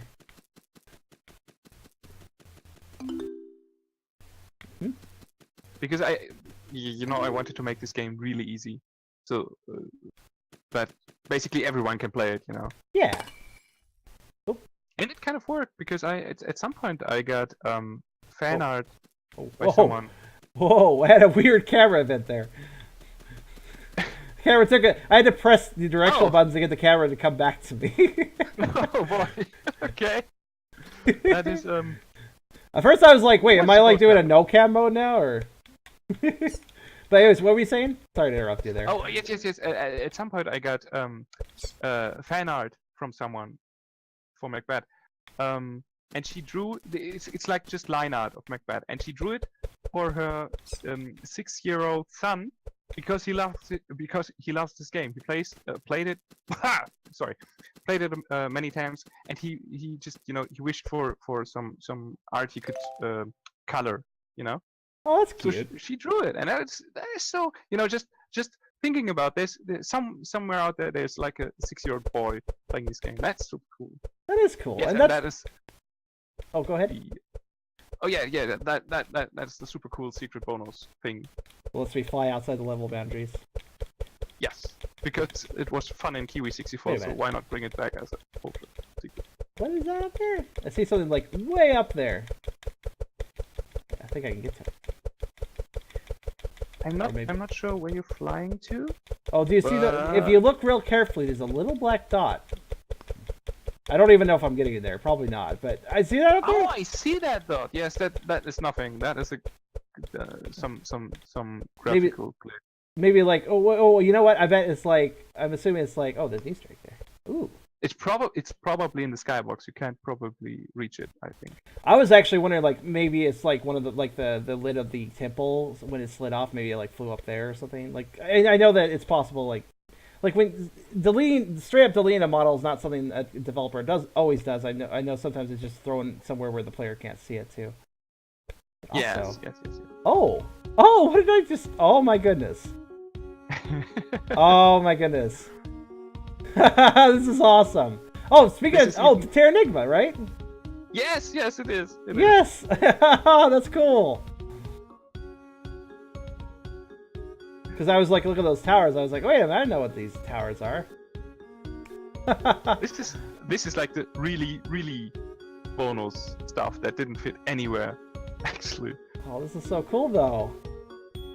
And the thing is, there are I can't really remember how many of those eggs are there, but in some other levels there are eggs as well that just bring you to some bonus scenes. I mean, there's no real purpose in this. You can't like collect anything, or you can just fly around. Now, is this a straight up like ripped version of the Terranigma map, or did you like recreate this yourself? No, this is actually I took like a world map, like actually Earth, and just painted over it. Oh, cool. I like that. I like that a lot. Because I remember one thing that I I don't know. I had this thing for games that were like, oh, this is a fantasy game, but then it was like, oh, all of a sudden, but it's actually Earth, and it's like that's really. Yes. I was always a big fan of that. Like, so with Terra Enigma's world, because you went through different time periods in Terra Enigma, and when I started realizing like, oh, this is Earth, we're developed, we're like the fact that you also influence like the development of Earth and civilization, which is really cool in my opinion. Yeah, that was super cool. And I mean, in the game before that, Illusion of Gaia, I think it was called. Yeah. US, right? It's also like that is actually a cool, interesting plot twist at some point. Oh yeah, this is, by the way, this is Earth. It's just not Earth yet. So, oh, it's cool. Traveling around the world. So there's nothing to find here? No, there's nothing. I think you have to leave the level. Yeah, that's fine. Though I technically should go back to that level I was just in, because I did notice there was a stamp I skipped out on because I was more curious about the egg. Yes, you can. I mean, you can properly complete the Properly level. complete. Let's leave their own. People wanted that stamp, but it's like this is the last level in that book, so all the other bonus content is hidden in other levels. Is there a secret in each level that I can get in the No. Infinite Flying, or do I just have to look around?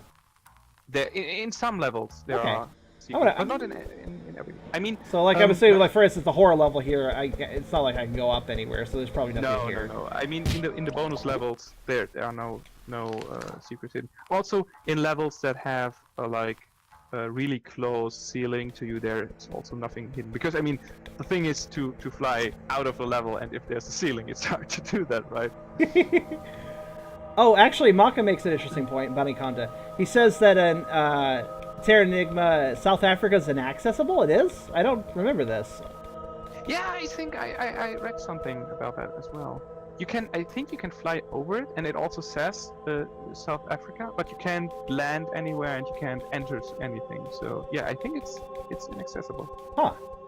Also, I know you said there weren't any other things in the bonus level, but I remember the song level. I was like, you know what? I bet I could fly over it. Yep. Okay, now the music's even creepier because I'm just in infinite blackness. I'm assuming there's nothing over here. I am impressed though that I seem to still be moving forward. I mean, it could very well be that there are more Easter eggs than I actually remember. But Though when it's completely black, it's also hard to tell if I'm moving, to be honest with you.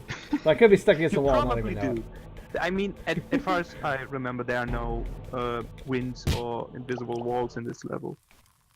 I'm gonna pop back in. I'm gonna go actually to the right, do the same thing, just because. Why not? Oh, wrong level. I have a bad memory, apparently. First one, there we go. The big flat chunk of land, so it seems like there should be something interesting there, but it's really nothing in Terra Enigma, you say.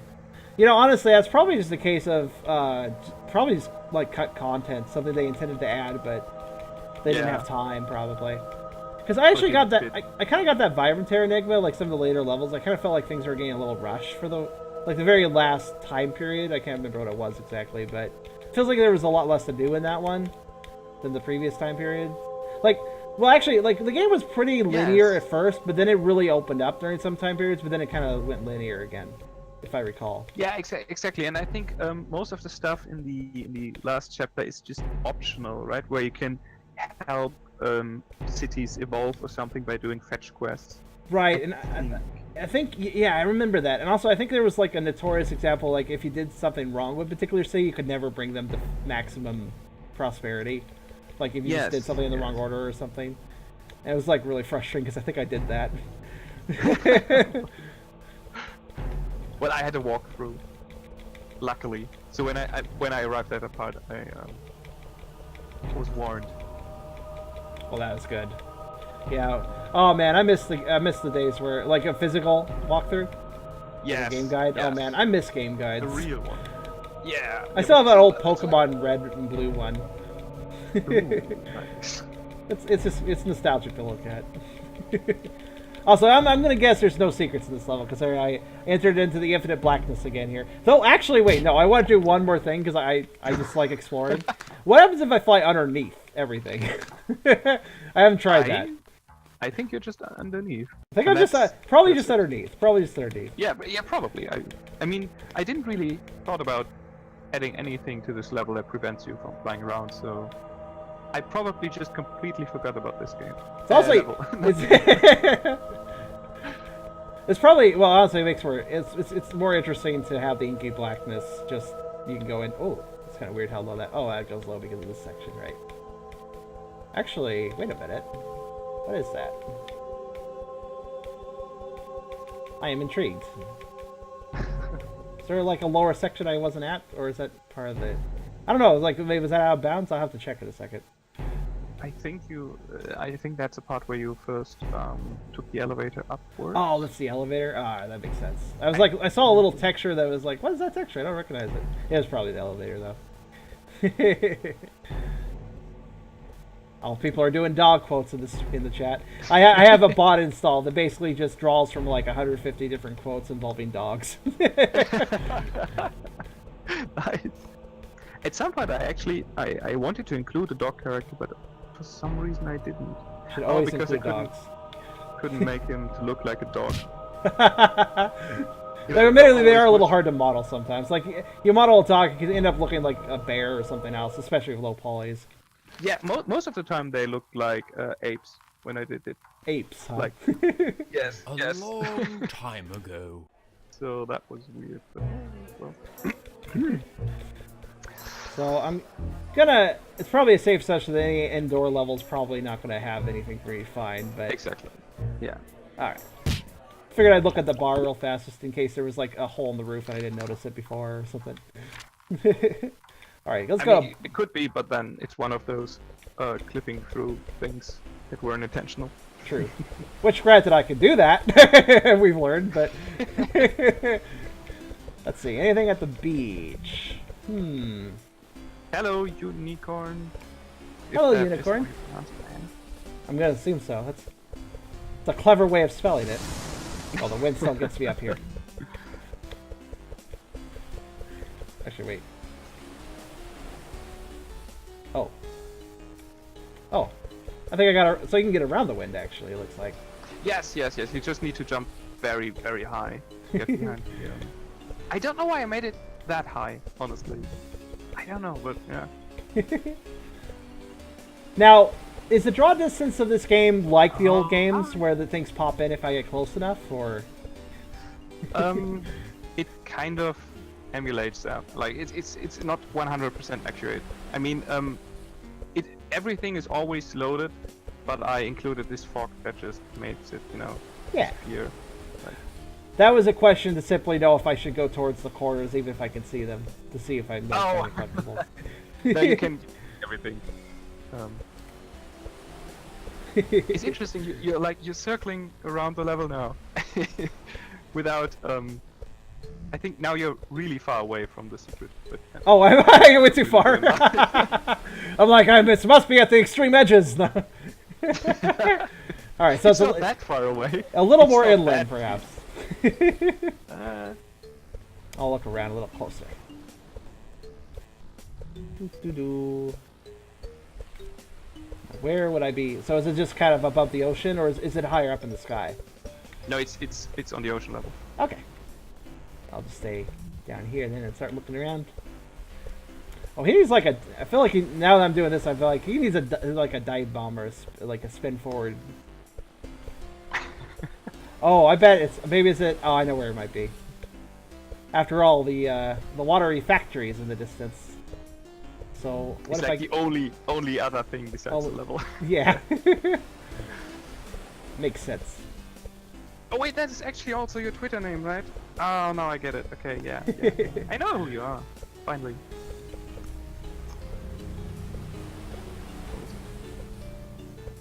All right, I see that shadow. Also, I like the fact, yeah, it's just a flat texture.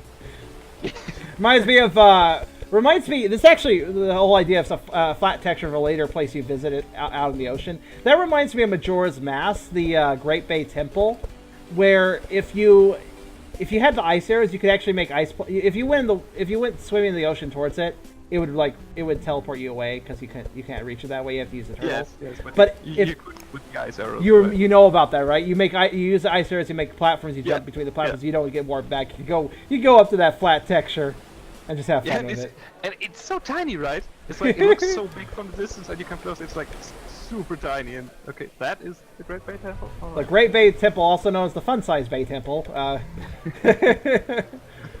At least that's actually what in America at least. Fun size is apparently like the little tiny size for chocolate bars and stuff that you give to kids. I don't know why it's called fun size because it's not a very fun size in my opinion. I want something bigger. Yeah, it's less chocolate. It's not that fun. So this is I know what this is. This is the intro cinematic area. Exactly. Yeah.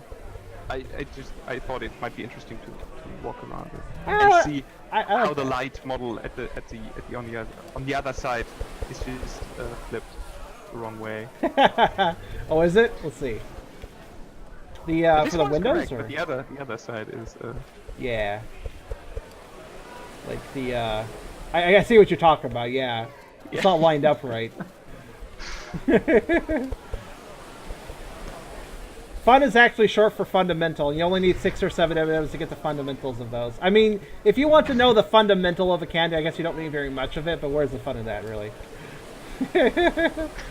I'm guessing there's no Easter eggs within this Easter egg, probably. no. But That would I be like that you some- included this, though. I like that you include this, though, because I am the sort of person who goes like, oh, that's an area only for the intro, so I wish I could just wander around it. Yeah, me too. That's why I included it, and also because I thought it might be fun. Also, the sand in this level is the exact same way it is in the beach level. I just reused it. I So noticed the same that. two islands. Yeah, you just reuse the general layout, which is a smart way of doing it, actually. So let's see, the forest. I think they had a canopy that went, yeah. I assume I can't do anything here, No, not because there's no secrets to the canopy. Actually, that would have been interesting, like there's like a lighter spot on the canopy, and then you can just learn, you can go through the trees there, and you go above it. Yeah, I thought about having something like that, but It would have been a lot of would've- extra work for a secret, though.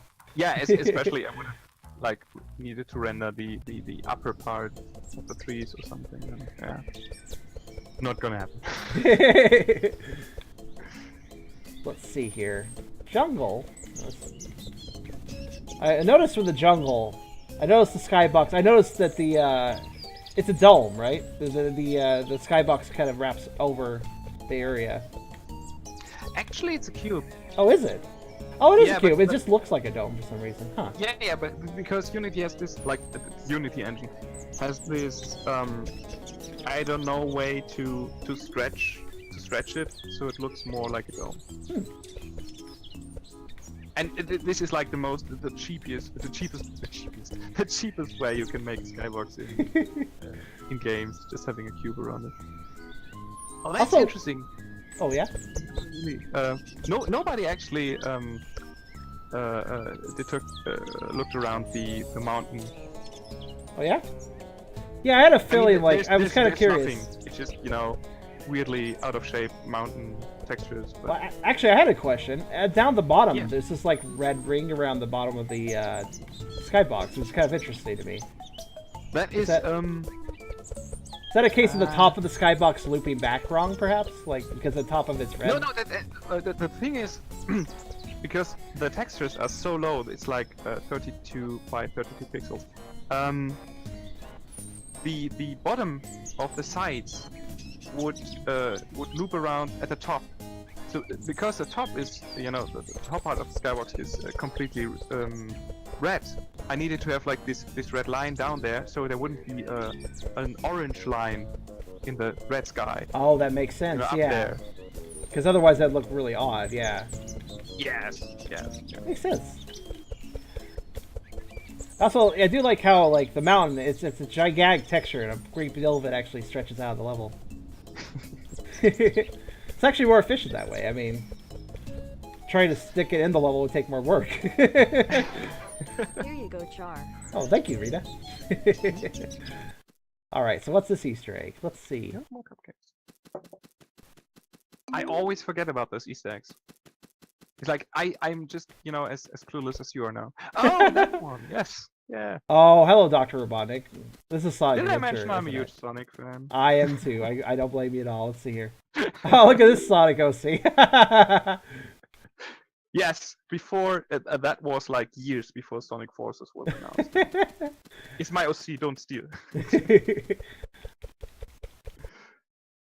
Oh yeah, I love Sonic myself. In fact, at some point I will be doing. I'm waiting for the release of a fan game, Sonic Overture, I believe it's called, which is kind of before Sonic 1 game.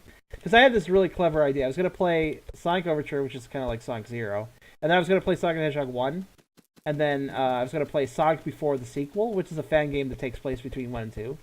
Then I was going to play 2. Then I was going to play another fan game called Sonic After the Sequel, which takes place between 2 and 3. Then I was going to play Sonic 3 and Knuckles, and then I was going to finish off with this one other fan game that is also in development. Seems to still be going along fine, that takes place right after the Death Egg falls in Sonic 3 and Knuckles. So I was going to basically go to marathon this like timeline of a mix of official and fan games.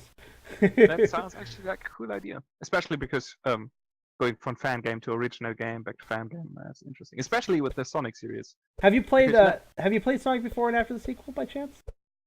I know it, but I haven't played it. I think maybe a demo at some point, but I don't think so. They're pretty. But I know the game at least. Do you know the developer of that too, or is Lake Fipard? Okay, It's a reverse of letters. Fake leopard backwards, or with the letters reversed. He actually went from fan game development to he released Spark the Electric Jester on Steam. Oh really? Yes, That's and he's cool. He's even making. Speaking of which, it's very Sonic-like. And speaking of that, he's actually making a sequel that is very much in the style of Sonic Adventure. So you might be interested in that. Oh really? Yeah, it's a 3D game. That is indeed interesting. Yeah. But yeah, I really recommend them. Honestly, they're easily probably my favorite fan games I've ever played for anything. So the Sonic Before and After the sequels, they're really high quality. Yeah. Oh, and yes, you should play Sonic Mania. Ryushu? Oh I yeah, hope I pronounced absolutely. it correctly. Oh, it's Ryusha. Sonic Mania is pretty good. Oh yeah, it absolutely is. Like just objectively good. Even if you don't like classic Sonic that much, it's just really is good. Yeah, I'm really happy that Sega's. One second. Had a cough coming. Sega's like with Sonic Forces, it's kind of showing like they don't really quite understand what to do with Sonic all the time. Like there's been a lot of meh games in the series, but at the same time, I gotta give them credit for understanding that the fan community is worth caring about and giving credit to, like how Christian Whitehead did all those mobile ports for them first, and he was just a hacker, just hacked Sonic games, and then he made that engine and he used it for the mobile ports of Sonic 1 and 2, which I both played. They're very good. I don't even like mobile games. But what's that? Sonic. He also did Sonic C. I think that was the first part he did back when Sonic 4 Episode 2 came out. And I still have that original port on my tablet. It's like the best tablet game I have because it feels good on a tablet. It's a Sonic game and it feels super good on the tablet. It's just amazing. I played Sonic 1 and 2, the mobile versions of those on just a phone, and even there I was like, this feels really comfortable. I feel like I can control Sonic. And that's really impressive because it's a very fast-paced game, and you gotta have fast reaction stuff. You think that digital controls on a phone would not at all be able to handle that sort of thing, but in this case it worked great, and I was really impressed. Yeah, I'm really glad that not only Christian Whitehead, but also Headcanon Studios, also made up of some indie people. I don't really know too much about them, but also, of course, T. Lopes for the music. You can't go wrong with that. Mm-hmm. T. Lopes, I followed him for a long time, so I know, like... I didn't know about him before Sonic Mania was announced, actually. It's really cool, because he had just made tons of great Sonic remixes, and Sega noticed them, and I don't really know how he got involved. Maybe Christian Whitehead kind of recommended him or something. I'm not really sure. Could but I mean, the like people like Aaron Webber, they're really starting to understand the fan base more. I mean, they may do a bit too many meme jokes, mostly memes all the time, but they start to understand the fan base in ways that other companies don't, and that's really interesting.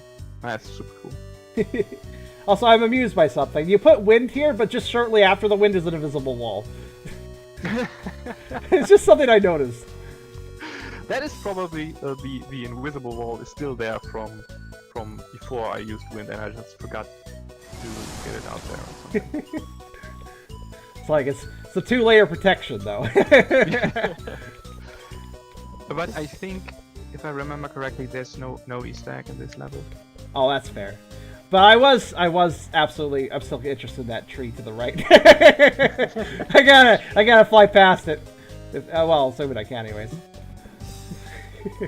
Actually, another thing I'm curious. Since I can fly, there's kind of a cutscene with the Kabula ship. So if I fly over it, will it still trigger the cutscene? Normally, I was wondering. That's a interesting idea. There is in the background. So it has a fruit on top of it, even as it's going in the background. I like that. I'm not sure if I could see that to begin with, or if it's just because I'm flying, but... see, where... Yeah, Kabul's up... Oh, nope, nope. Aha! Oh, that's weird. Huh. So that's what happened. Kabul got confused about what height to be at, I guess? Or... Oh, no, it goes up. Okay, there it goes. I was like, Kabul, you're not all the way up. Ooh. Yeah, I like the music here too. Very, very, very much a mix of Kirby and Mario music. And I like it because I mean, actually, who did the song for this stage? Jay. Was this Jay? Okay. That is part of the Macbat 64 original soundtrack, like okay. the tunes he did for the game itself. Because I gotta say, like the whistles that are playing. That's straight ripped from the Super Mario 64 sound font, isn't it? I have no idea. I mean, let me quickly. I think so. Like the. Luckily. I feel like I mean like if you go to the Rainbow Ride level from Super Mario 64, the one of the sky level, one of the last ones. I believe it has that song has the exact same whistly instrument. It could be. It's possible. I mean, he did use this tune again for the racing level. Oh yeah, that's true. Remix of it. Also, I got under the level. I like how whenever I get under levels, I just get the snorkel because everything's water under every single level. Actually, I have to check one thing. Since I got under the level, I want to see if I can pop out in a weird place. You can probably pop up under the little sand hill where the tree, with the tree on top where you can go into. Yeah. If you understand what I mean. Oh. And then you're like in the sand. Look, there's like weird textures you normally can't see. Look at that. Oh yeah. Right. Look, now I'm visible through the... That's kind of funny, actually. I live here now. I've actually trapped myself, so that's pretty good, actually. Right. That's possible. Alright, let's see. How many levels are there left that I could explore? Well, Tubular City definitely seems like a place you'd hide something, perhaps. Yes. I think I did. And I think it's kind of boring. It's like... Well, I'll be the judge of that.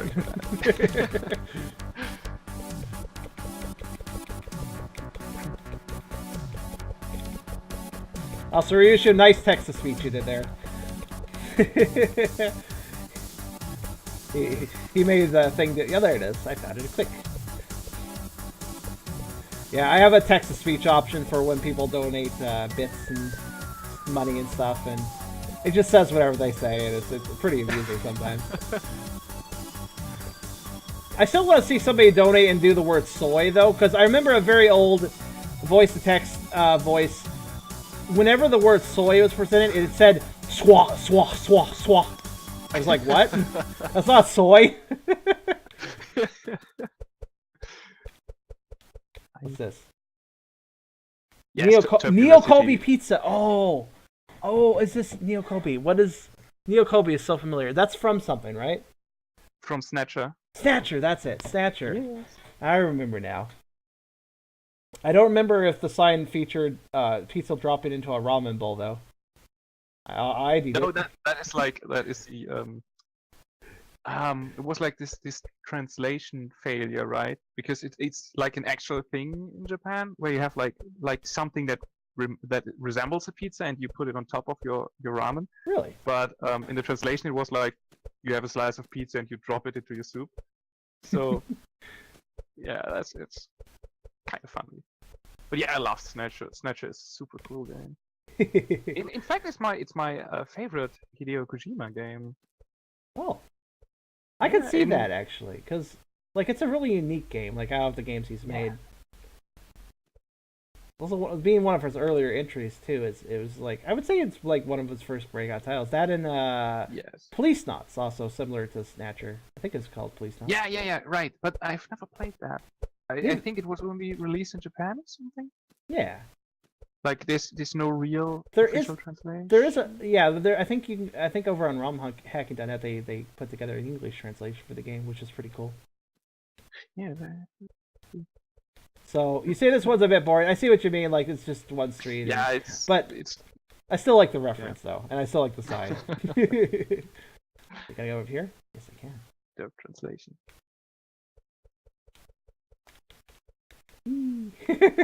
Just flying on top of the buildings. All right.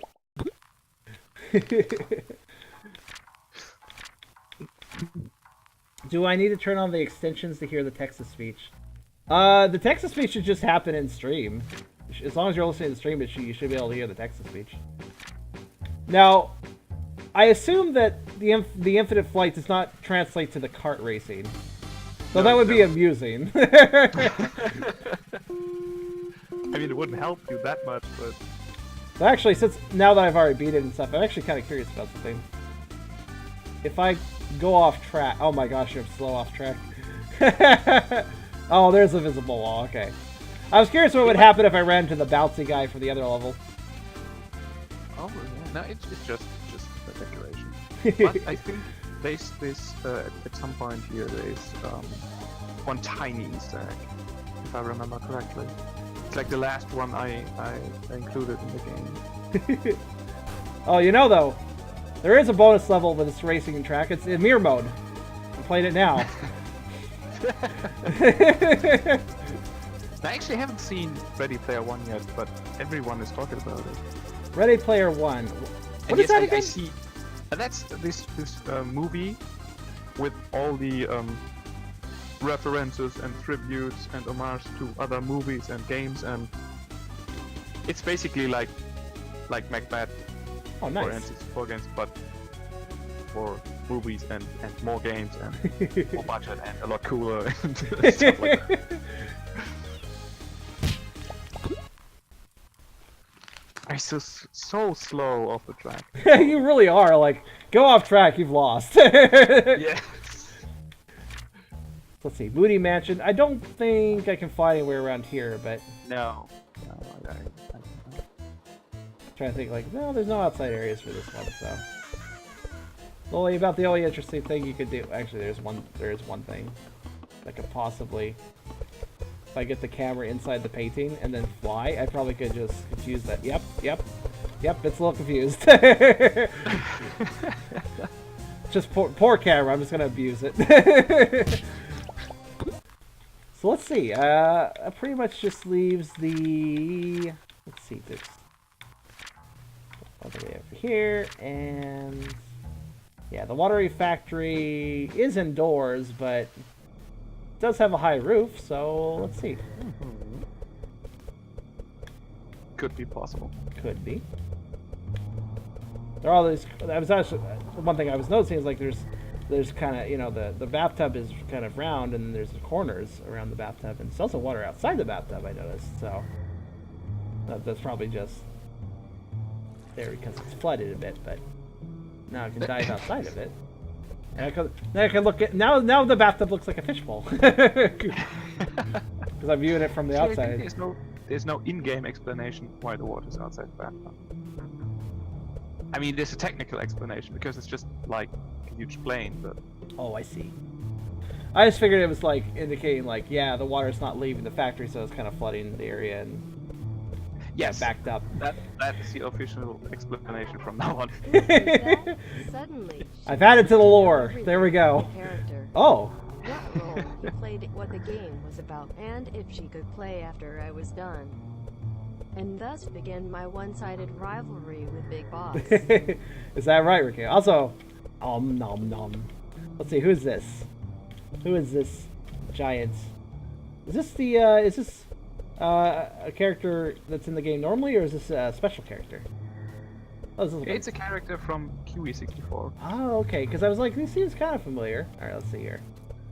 It's like the blue fish thing that kind of is like Clunker.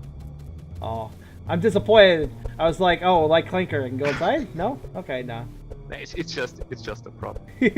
Still pretty cool. Still pretty cool to see that though, because I didn't see that. Do you have to go out bounds to see that guy? I guess you do. Yeah. Yeah, you have to. Because in this game you can't just turn the camera through the wall like in Kiwi. Yeah, it's true. But let's see. Well, I haven't flown up. I was just exploring the outside of the water. So let's see.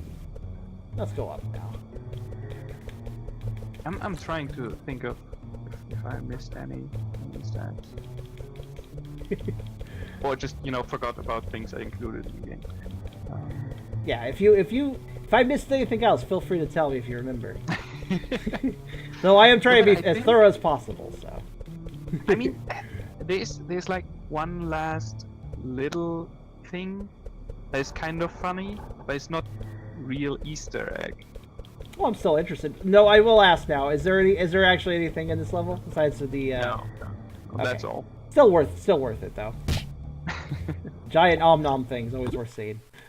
Yeah. Just to add more spoops. But yeah, I think you collected. You found all the cool Easter eggs. But like I said, there's like still one tiny secret. I figured I'd go to the boss fight and fly around there. You could try that. Oh, you can't catch me. I'm way up here. Ah, oh wow, he can really raise his hand up. Yes, yeah, he does. Ah!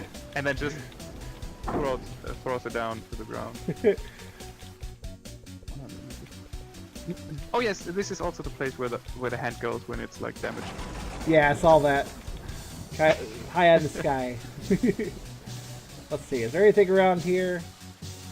I think I flew as high as I could. It's a little hard to tell. Sometimes in games, like, you're going up above the sky, but it's like hard to tell, like, are you moving or are you not moving? Yeah, because the skybox is absolutely no indication whatsoever, right? Whoop. I can't even get... The camera has now just ignored any sort of... Well, actually, I get it. The camera's locked in this boss fight. That makes sense, actually. Yeah, it just spins around here. Figured I'd just look around a little bit. Can I land on him?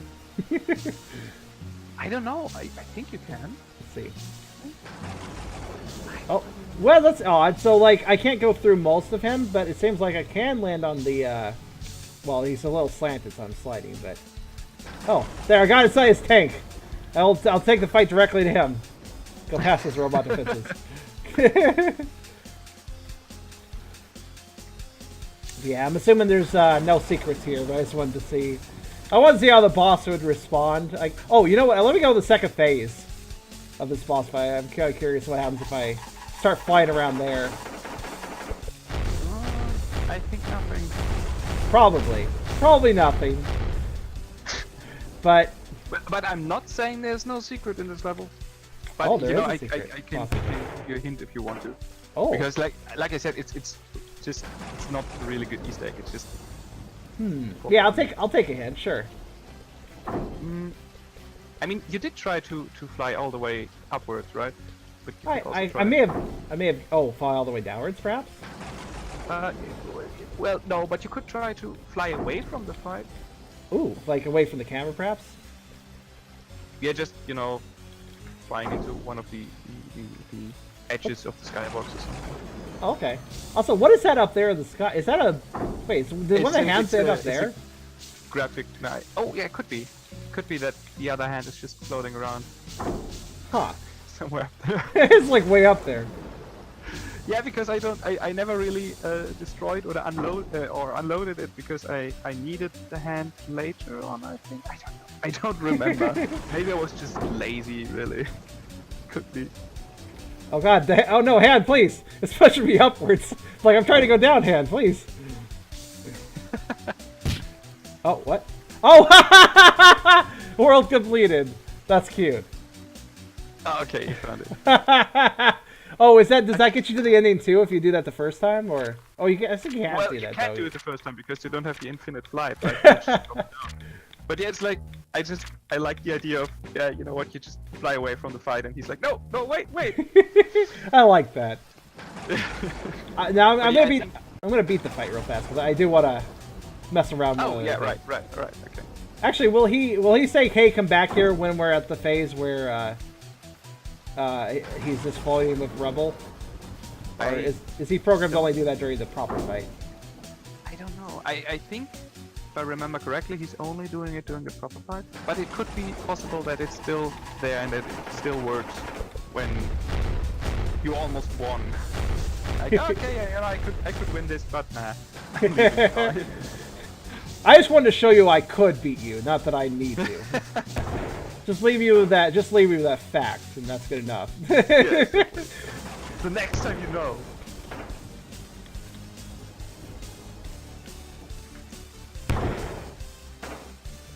No, what I figured is when I hit the Rebel section, I just wanted to look around the Rebel a little bit more, because I appreciate how much Rebel you made for that, and I didn't get a good look at it because I had to watch where I was landing. Yeah. So I wanted to see like what was flying around a little bit better. That, and the other reason I'm doing it is because I wanted to get to the ending and fly there. Oh, right. Yes. You could try to reach the submarine. Yeah, that's exactly what I was going to do. Also, I think I understand why chocolate was brought up. These little platforms look like little cubes of chocolate, like a Hershey bar of chocolate. Yeah. They really do. They really actually do. Now I'm hungry. Like after the stream, I'll go to the convenience store near my house or something and get some chocolate. Oh, it does work. Oh, whoops. I didn't actually want to trigger that now. Oh, well, that's okay. So I can't leave him with just floating in debris. Alright, one more time. No, wait, come back here. You need to finish me.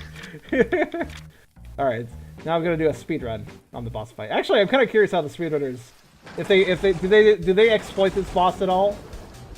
I don't think that Macbat 64 has many speedruns yet. At least not a speedrun community. Not like Kiwi. Oh. It's a more, it's more like a little puzzle game with a bit of character narrative. It's not like a game where you can just, by skill improve your times. That makes sense. Like, because Macbat's more level based and linear based. While Kiwi's very open, you can do things in any order. So that's a lot more exciting for a speedrunner to figure out like what's the optimal path to take to get everything done. And I mean, the world record for Kiwi is 1 minute and 30 seconds. Wow, that is fast. And I watched the video and I still don't understand it. It's like they found the perfect route to go through a game that I made, and I don't understand it. That's the thing about speedrunners. They sometimes know more about the game than the developer at that point. Yes, exactly. It's like, oh, you can do that to make a shortcut there? It's like, what? And if you glitch through here, you collect that in advance, and it's like, wait, really? You can do that? Okay, cool.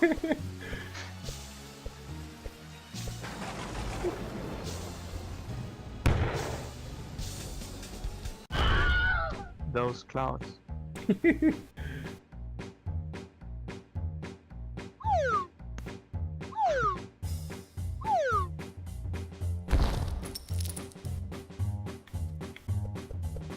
All right. If space is nothingness, then how do we compare speeds other than to comparing planets by how speed they fast each other? What? Oh, that voice to text was weird. I have the stream muted. I don't really hear them. Oh, that's because okay. it's like I would just hear us in delayed. Oh, I don't blame you at all. I Conversions. was actually gonna say I'd recommend that actually. Yeah. But the But- sad part is I don't hear the text to speech, unfortunately. Well, it was just as weird in text because he said, "If space is nothingness, then how do we compare speeds other than to comparing planets by how speed they pass each other?" And I was like, "Wait a minute, what does that even mean?" And that grammar is terrible.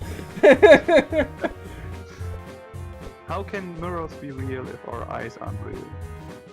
Jaden Smith, 2015. Oh, does he still post on Twitter or? What? Sorry. I wonder if he still posts on Twitter or not. Oh, look at that! I can talk he to him. does. I think he does actually. Haha, you did add dialogue for him. Of course. Yeah.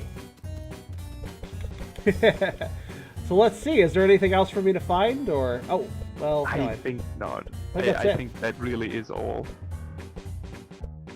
The only other thing I could think of is like maybe if I attached a balloon to the star in the bathtub level, and then I went up and flew up to the star to talk to him. Maybe he'd say something different. But that's about it.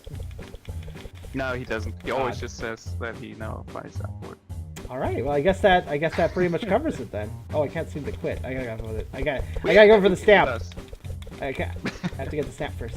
Go, go, No, go. that would have been an not safe for work game then. Besides, he's a nice character, at least in this game.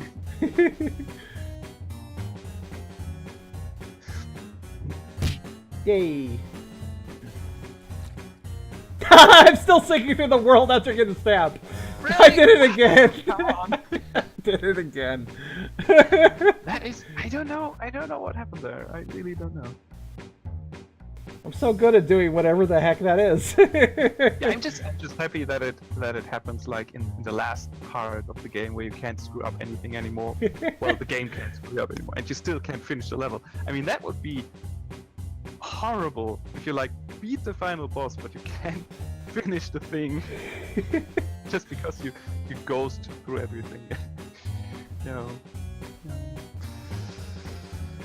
That was pretty fun. If someone was afraid of Obama, would they be Barack-phobic? Oh yeah, right, harp. Oh, that was the intro music, the epic music in the intro story. Oh yeah.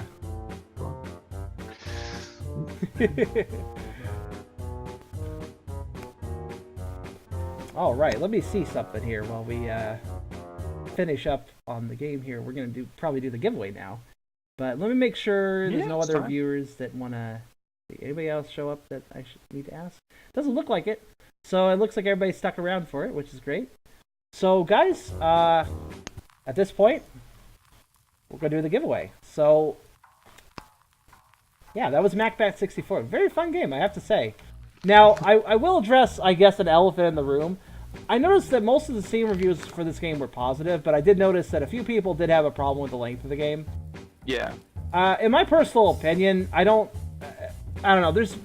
I've noticed on Steam that there's been this kind of thing where people feel that a game needs to be like, oh, if it's $2, it needs to be 2 hours of gameplay. If it is $5, it needs to be 5 hours of gameplay. It's like, Yeah. I don't really subscribe to that myself. I'm more worried about like what exactly am I getting in the game rather than how long I'm getting it. You know, and this was very charming. I love this N64 experience. So, if I recall, the price of the game is only $5 on Steam, which I think is perfectly reasonable. Yeah, right. It is right now. I mean, in January I had a sale, like a 50% off sale. Mhm. I will probably do one again at some point, but not in the next month. Not before E3, at least. Yeah, that seems fair. Like, I mean, if anybody likes this kind of aesthetic, I'd say go for it. It's totally worth the $5. If somebody's a little more lukewarm about it, I would say wait for a sale and then get it because it's still worth it. But yeah, so let's see here. Let me pull up Wheel of the Side. Well, in this case, it was 2 years of work for, well, $5. And still Which- 1 hour gameplay. And still, But yeah, like, I mean- that's the thing. Like, people see that and like, oh, this game's not very long. It's like, should be worth it. It's like, but you do realize that it still takes a heck of a long time to develop a game, right? Like, Yeah, I mean, the one problem is that all the promotional material kind of advertises this game as like a huge 3D platformer in a classic sense, and that's not what this game is. And that is kind of my fault. I should have communicated it better.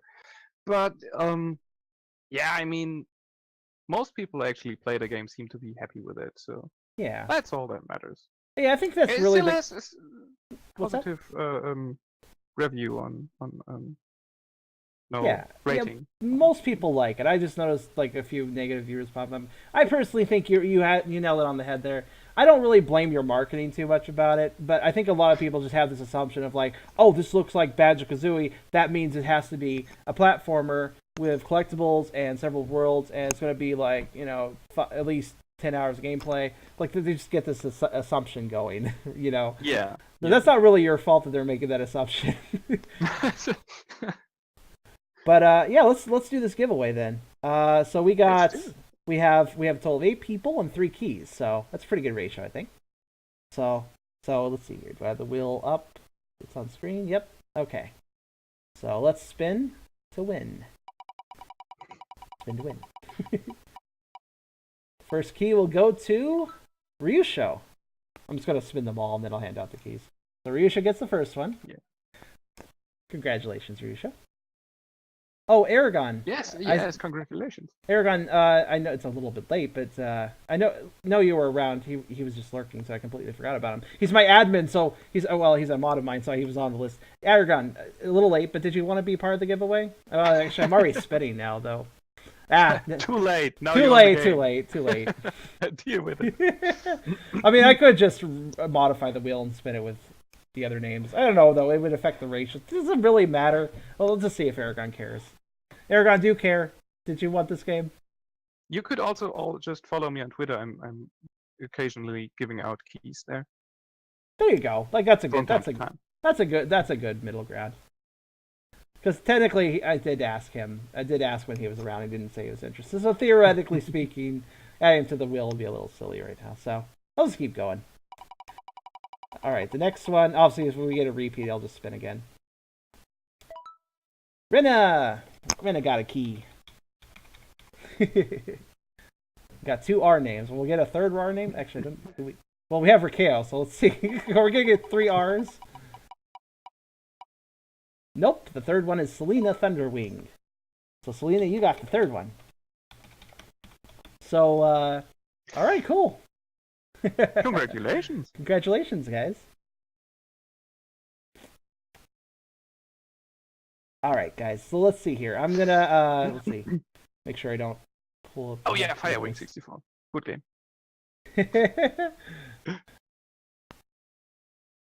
Okay. I'm going to. Where is it? Where did I put it? There they are. Okay.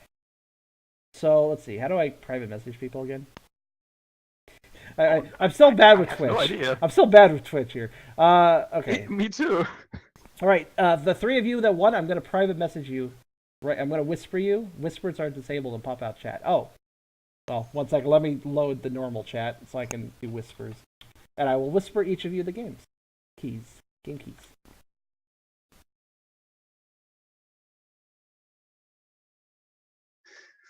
Also, Aragon, it's not a big deal if he doesn't get a key or not. He's actually my boyfriend, so we're eventually going to be living together. He can play the game on my account if he really, really wants to.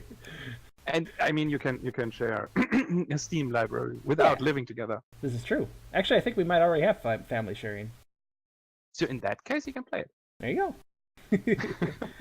All right. Because of the limitations of the Twitch chat, Ryusho, Selena, and Rena, could you guys just pop a message in the chat so I can see your name so I can click you and whisper? Because I don't know how to do it otherwise. Oh, and I guess I could also. Does that work? No. Oh, that works. Oh, there's another way I can do it. All right. Well, here I'll just start sending the keys out. So 1 to you. 1 to.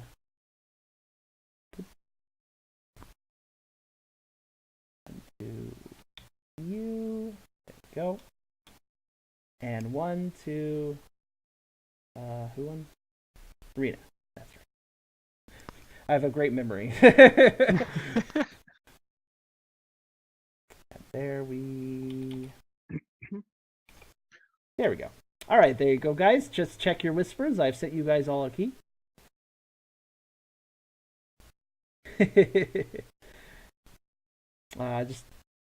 This should all work fine. So, do I get a key if I draw Macbat's butt? What? Oh, but okay. I don't know Well, if that's if key it's worthy, Raquel, but I mean, if it's a very, very nice looking butt, very authentic butt. Bat butt. That's a good alliteration. Macbat 64. Macbat. Well, that was a lot of fun. So, did you guys get the keys? All right, good. Looks like it worked. All right. Well, that was a lot of fun. Thanks for coming to this, Marcus. This was a lot of fun. Thanks for having me.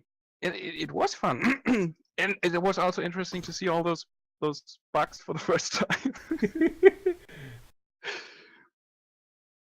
No, but yeah, it was great. And I And definitely... of course, I would love, I would love to come back when you play other games I made. Oh, absolutely. I'll plan a stream around that. I'll get all the games downloaded and stuff, and just kind of get it all set up and figure out a good time for that. Can't exactly make a date on that, but I have you on email and Discord now, so it's easy enough to contact you. Yeah. So Yes, yeah. right. Discord. Well, yeah. Like, thanks for coming and watching my game and listening to me and listening to him and seeing him play the game. And I don't know how to say goodbye in the stream. I am bad at this. Sorry. Honestly, every single time I end a stream, I'm like saying good night for like 5 minutes because I don't really know how to end streams either.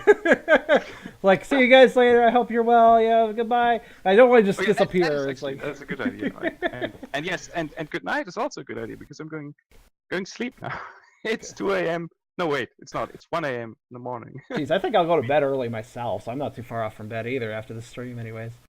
It was an intense game, especially the end fight. Really exhausting. Oof. Okay, yeah. Well, thanks again. I hope you liked it, and good night. 5 times. Good night, Marcus, and thanks again. See ya. Bye. Bye.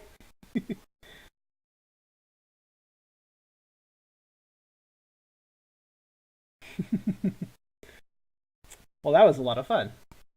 That was a lot of fun. I really got to do that more often.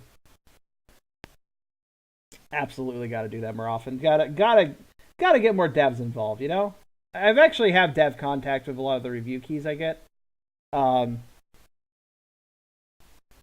like I have direct developer emails and stuff. I should invite more developers to streams because that was a lot of fun.